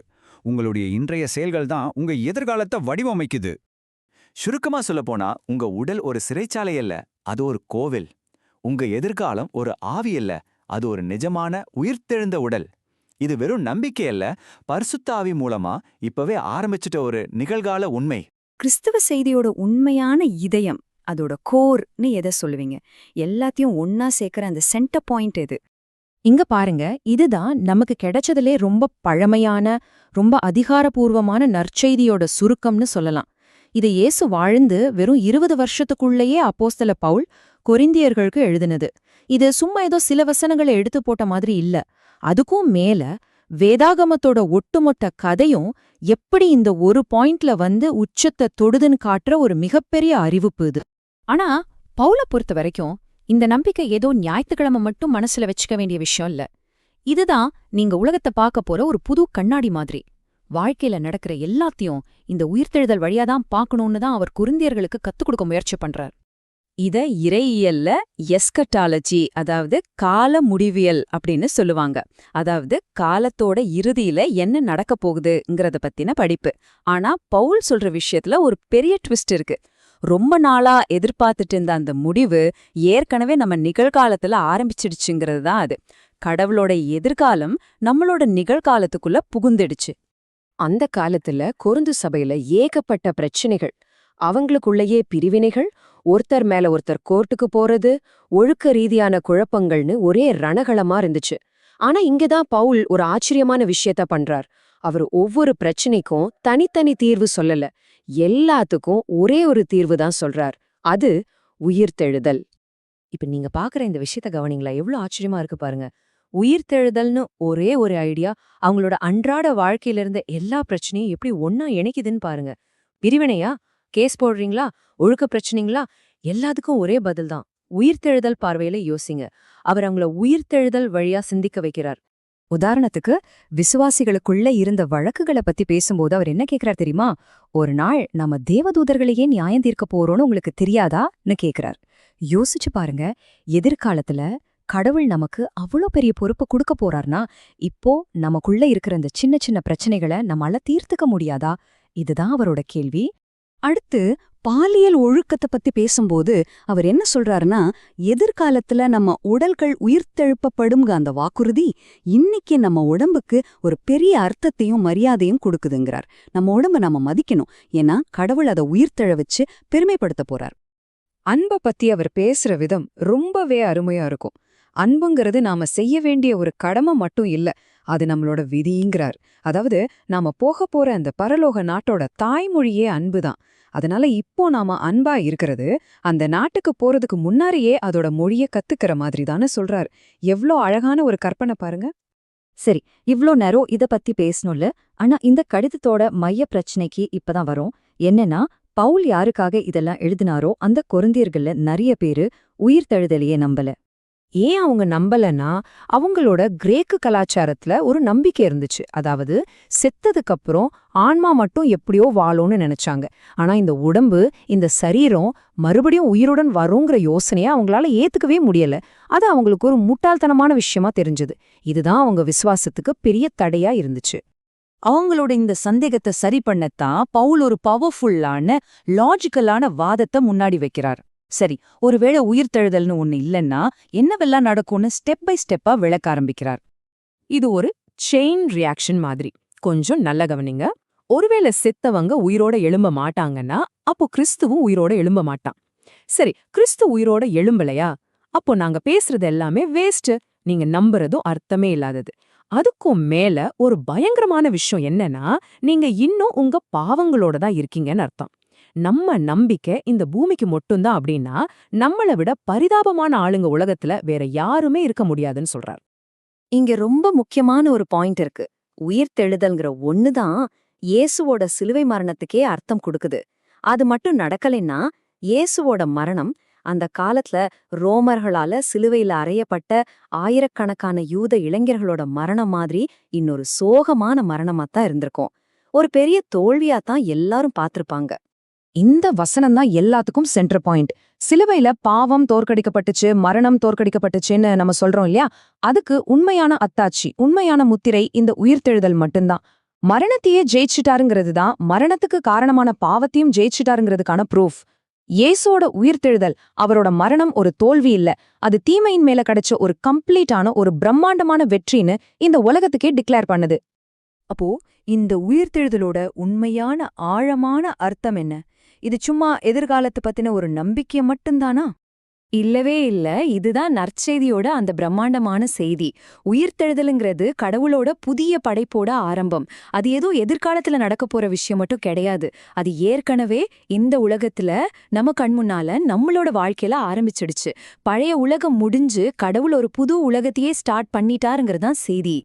கடைசியா எவ்ளோ பெரிய இறையியல் விவாதம் எல்லாம் நம்மள ஒரு பர்சனலான மனச தொடுற ஒரு முடிவுக்கு கொண்டு வருது. நாம மறுபடியும் ஞாபகம் வச்சுக்க வேண்டியது இதுதான். அன்புங்கிறது நாம செய்ய வேண்டிய ஒரு கடமை மட்டும் இல்ல, அதுதான் நாம படைக்கப்பட்டதோட நோக்கம், அதுதான் நம்மளோட இறுதி விதி. முன்னாடி இருக்கிற முக்கியமான கேள்வி இதுதான். யோசிச்சு பாருங்க, சரித்திரத்துல ஒரு தலைவர் ரொம்ப அவமானகரமா கொல்லப்பட்டா அவரோட இயக்கம் என்ன ஆகும்? சிதறி போயிடும் இல்லையா? ஆனா இயேசுவோட விஷயத்துல அப்படி நடக்கவே இல்ல. அவரோட மரணத்துக்கு அப்புறம் பயந்து போய் துவண்டு கிடந்த சீடர்கள் திடீர்னு எப்படி ஒரு புது நம்பிக்கையோட கிளம்பி உலக சரித்திரத்தையே மாத்துனாங்க? இந்த புதிருக்கு விடை தேடுறது தான் இந்த முழு அலசலோட நோக்கம். சரி, இந்த புதிரை அவிழ்க்கிறதுக்கு முன்னாடி ஒரு முக்கியமான விஷயத்த நாம தெளிவுபடுத்திக்கணும். அதுதான் உயிர்த்தெழுதல் என்ற வார்த்தையோட உண்மையான அர்த்தம். நாம இன்னைக்கு நினைக்கிற அர்த்தத்துக்கும் முதல் நூற்றாண்டுல வாழ்ந்த மக்கள் புரிஞ்சுக்கிட்டதுக்கும் ஒரு பெரிய வித்தியாசம் இருக்கு. அத முதல்ல நாம சரியா புரிஞ்சுக்கலாம். உயிர்த்தெழுதல் அப்படின்னா மரணத்துக்கு அப்புறம் ஆன்மா சொர்க்கத்துக்கு போறதுன்னு நம்ம நினைக்கிறோம். ஆனா அவங்க அப்படி நினைக்கல. அதுக்கு பரலோக பயணம்னு வேற வார்த்தைகள் இருந்துச்சு. உயிர்த்தெழுதல்னு அவங்க சொன்னது ஒரு உடல் செத்தப்புறம் திரும்பவும் ஒரு புது மேம்பட்ட உடலோட இந்த பூமிக்கே வர்றது. இதுதான் ரொம்ப முக்கியம். சுவிசேஷங்கள் சொல்றதும் இதுதான். இந்த வித்தியாசத்தை கொஞ்சம் பாருங்களேன். வலது பக்கம் இருக்கிறது ஆன்மா மட்டும் வாழுற ஒரு ஆவி உலக வாழ்க்கை. ஆனா இடது பக்கம் இருக்கிறது தான் முதல் நூற்றாண்டுல அவங்க நம்பினது. இந்த உலகத்திலேயே கடவுளோட ஒரு புதிய படைப்போட பகுதியா ஒரு புது அழியாத உடலோட திரும்பவும் வாழ்றது. இது ஒரு மிகப்பெரிய கான்செப்ட். இத மனசுல வச்சுக்கிட்டாதான் நம்ம அடுத்து பார்க்க போற விஷயங்கள் புரியும். சரி, இந்த வரலாற்று புதிரை விடுவிக்க நம்ம கிட்ட 2 முக்கியமான தடயங்கள் இருக்கு. இந்த 2ஐயும் தனித்தனியா பார்த்தா நமக்கு முழு படமும் தெரியாது. ஆனா அதை ஒன்னா இணைக்கும் போதுதான் ஒரு தெளிவான சித்திரம் நமக்கு கிடைக்கும். முதல் தடயம், இயேசுவ வச்சிருந்த கல்லறை காலியா இருந்தது. இது ஏன் ஒரு வலுவான வரலாற்று தகவல்னா, ஒருவேளை இயேசுவோட எதிரிங்க நினைச்சிருந்தா இதோ பாருங்க உடல் இங்கதான் இருக்குன்னு காட்டி மொத்த இயக்கத்தையும் ஆரம்பத்திலே முடிச்சிருக்கலாம் இல்லையா? ஆனா அவங்களால முடியல. அதோட யூத வழக்கப்படி தியாகிகளோட கல்லறைகளை மக்கள் வணங்குவாங்க. ஆனா இயேசுவோட கல்லறைக்கு யாரும் அப்படி போனதா எந்த பதிவும் இல்ல. சோ கல்லறை காலியா இருந்துச்சுங்கிறது பரவலா ஏத்துக்கப்பட்ட ஒரு உண்மை. ஆனா ஒரு நிமிஷம், ஒரு காலி கல்லறை மட்டும் உயிர்த்தெழுதல் நம்பிக்கையை உண்டாக்கி இருக்குமா? கண்டிப்பா இல்ல. அது இன்னும் குழப்பத்தையும் துக்கத்தையும் தான் கொடுத்திருக்கும். மத்தேயு சுவிசேஷத்துல சொல்ற மாதிரி சீடர்கள் உடலை திருடிட்டாங்கன்னு ஒரு வதந்தி பரவுச்சு. இல்லனா யாராவது கல்லறையை கொள்ளையடிச்சிருக்கலாம். இல்ல மரியாள் நினைச்ச மாதிரி யாராவது உடலை வேற இடத்துக்கு நகர்த்தி இருக்கலாம். அதனால வெறும் காலி கல்லறை மட்டும் இந்த பெரிய இயக்கத்துக்கு காரணமா இருந்திருக்க முடியாது. சரி, இப்போ 2வது தடயத்துக்கு வருவோம். இயேசு உயிர்த்தெழுந்தப்புறம் பல பேருக்கு காட்சியளிச்சார். இதுதான் இந்த இயக்கத்தோட ஒரு பெரிய டேர்னிங் பாயிண்டா இருந்துச்சு. சீடர்கள் தாங்க உயிர்த்தெழுந்த இயேசுவை நிஜமாவே பார்த்ததா உறுதியா நம்பினாங்க. அந்த அனுபவம் தான் பயந்து ஒளிஞ்சிருந்தவங்கள தைரியமா வெளியே வர வச்சுது. ஆனா இங்கேயும் ஒரு சிக்கல் இருக்கு. வெறும் தோற்றங்கள் மட்டும் நடந்திருந்தா அதுக்கும் முதல் நூற்றாண்டுல வேற விளக்கங்கள் இருந்துச்சு. இறந்தவங்களோட ஆவி தெரியறதா மக்கள் நம்புறது சாதாரண விஷயம். அதையெல்லாம் அவங்க துக்கத்தால வர்ற ஒரு மனப்பிராந்தியா இல்லனா ஆறுதலான கற்பனையா பார்த்திருப்பாங்க. அதனால வெறும் தோற்றங்கள் மட்டும் நடந்திருந்தா அவங்க இயேசு உடலோட உயிர்த்தெழுந்தாருன்னு நம்பியிருக்கவே மாட்டாங்க. இப்பதான் பாருங்க அந்த புதிரோட விடை நமக்கு கிடைக்குது.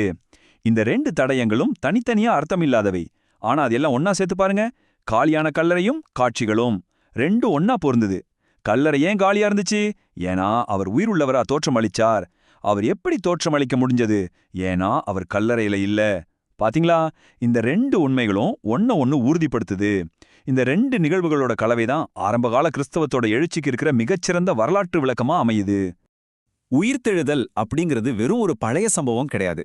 அது உண்மையா இருந்தா அது யதார்த்தத்தை பத்தின நம்ம முழு பார்வையுமே மாத்தி அமைக்கக்கூடியது. அது நடந்துச்சா நிரூபிக்கிறது ஒரு பக்கம்னா, அதனால என்ன ஆச்சுங்கிறது தான் அடுத்த முக்கியமான கேள்வி. அந்த நிகழ்வு அப்போதைய உலக பார்வையின் எல்லைகளே உடைச்செறிஞ்சுது. நாம நம்ம உலகத்துக்குள்ள உயிர்த்தெழுதல பொறுத்த பார்க்கக்கூடாது.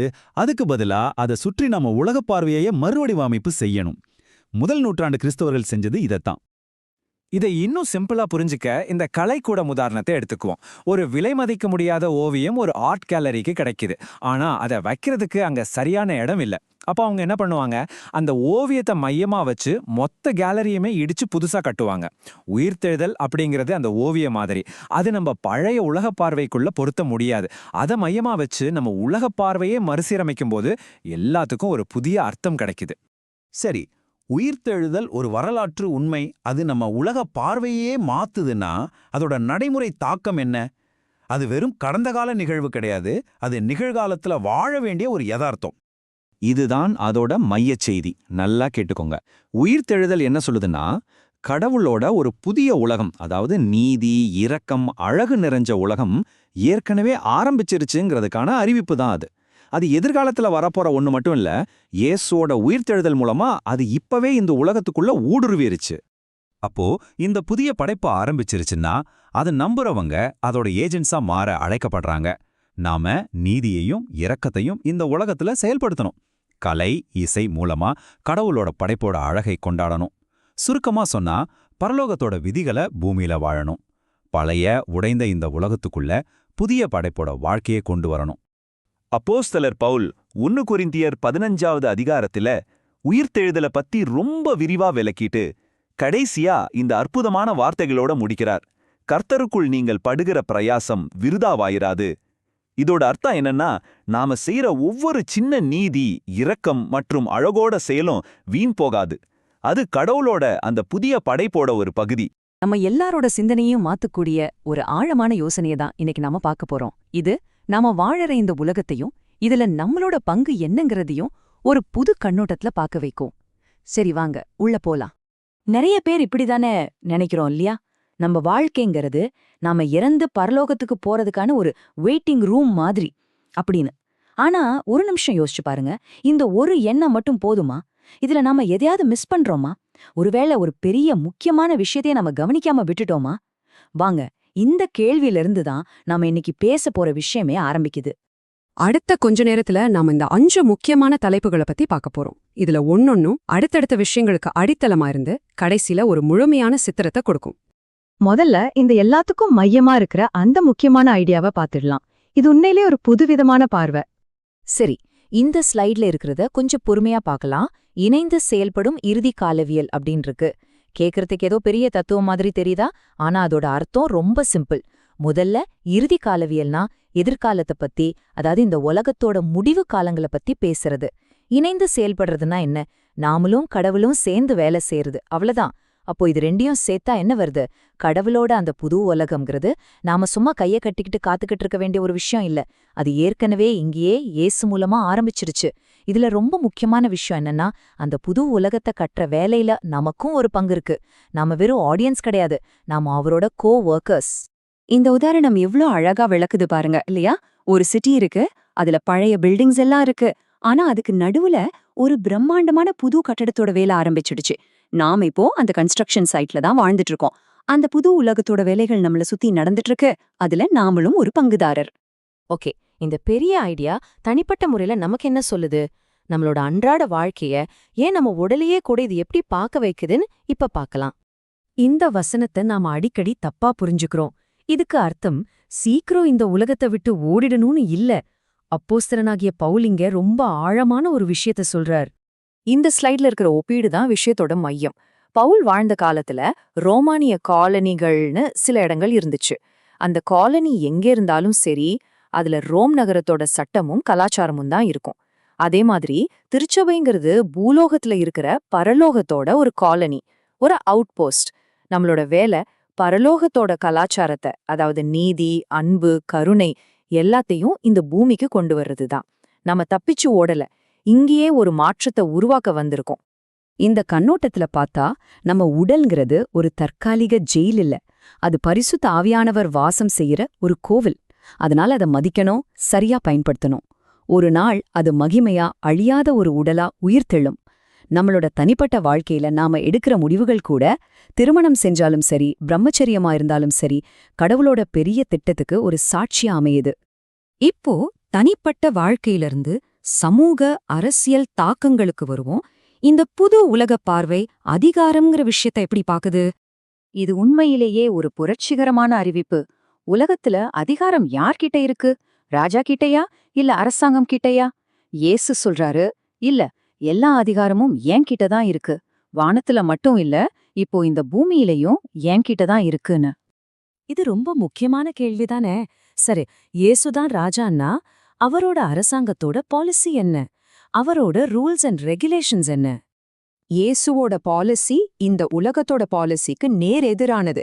உலக அரசியல் பதிலுக்கு பதில்னு சொல்லும். ஆனா இயேசுவோட அரசியல் எதிரிகளை நேசி, துன்பப்படுத்துறவங்களுக்காக ஜெபம் பண்ணு, மன்னிப்பு கொடுன்னு சொல்லுது.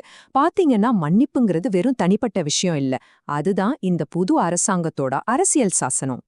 அது மட்டும் இல்ல, இந்த அரசாங்கத்தோட குடிமக்கள் சும்மா அமைதியா இருக்க மாட்டாங்க, அவங்க நீதிக்காக போராடுவாங்க. இதுல பாருங்க, கலை, இசை, நாடகம்னு அழகா உருவாக்குறது பத்தியும் சொல்லியிருக்கு. அநீதியும் அசிங்கமும் நிறைஞ்ச ஒரு உலகத்துல ஒரு அழகான விஷயத்தை உருவாக்குறதுங்கிறது ஒரு புரட்சிகரமான செயல். அது இந்த உலகத்தோட குடுங்கோன்மைதான் ஃபைனல் இல்ல, அதை விட மேலான ஒரு சக்தி இருக்குன்னு சொல்ற மாதிரி. ஆனா ஒரு நிமிஷம், இந்த உலகத்துல வலி, துன்பம், துக்கம்லாம் இருக்கே, அத பத்தி என்ன சொல்றது? இந்த கண்ணோட்டம் இந்த மாதிரி கஷ்டமான விஷயங்களை எப்படி பாக்குது? இந்த பார்வை துன்பத்தை மறைக்கவோ இல்லைன்னு சொல்லவோ முயற்சி பண்ணல.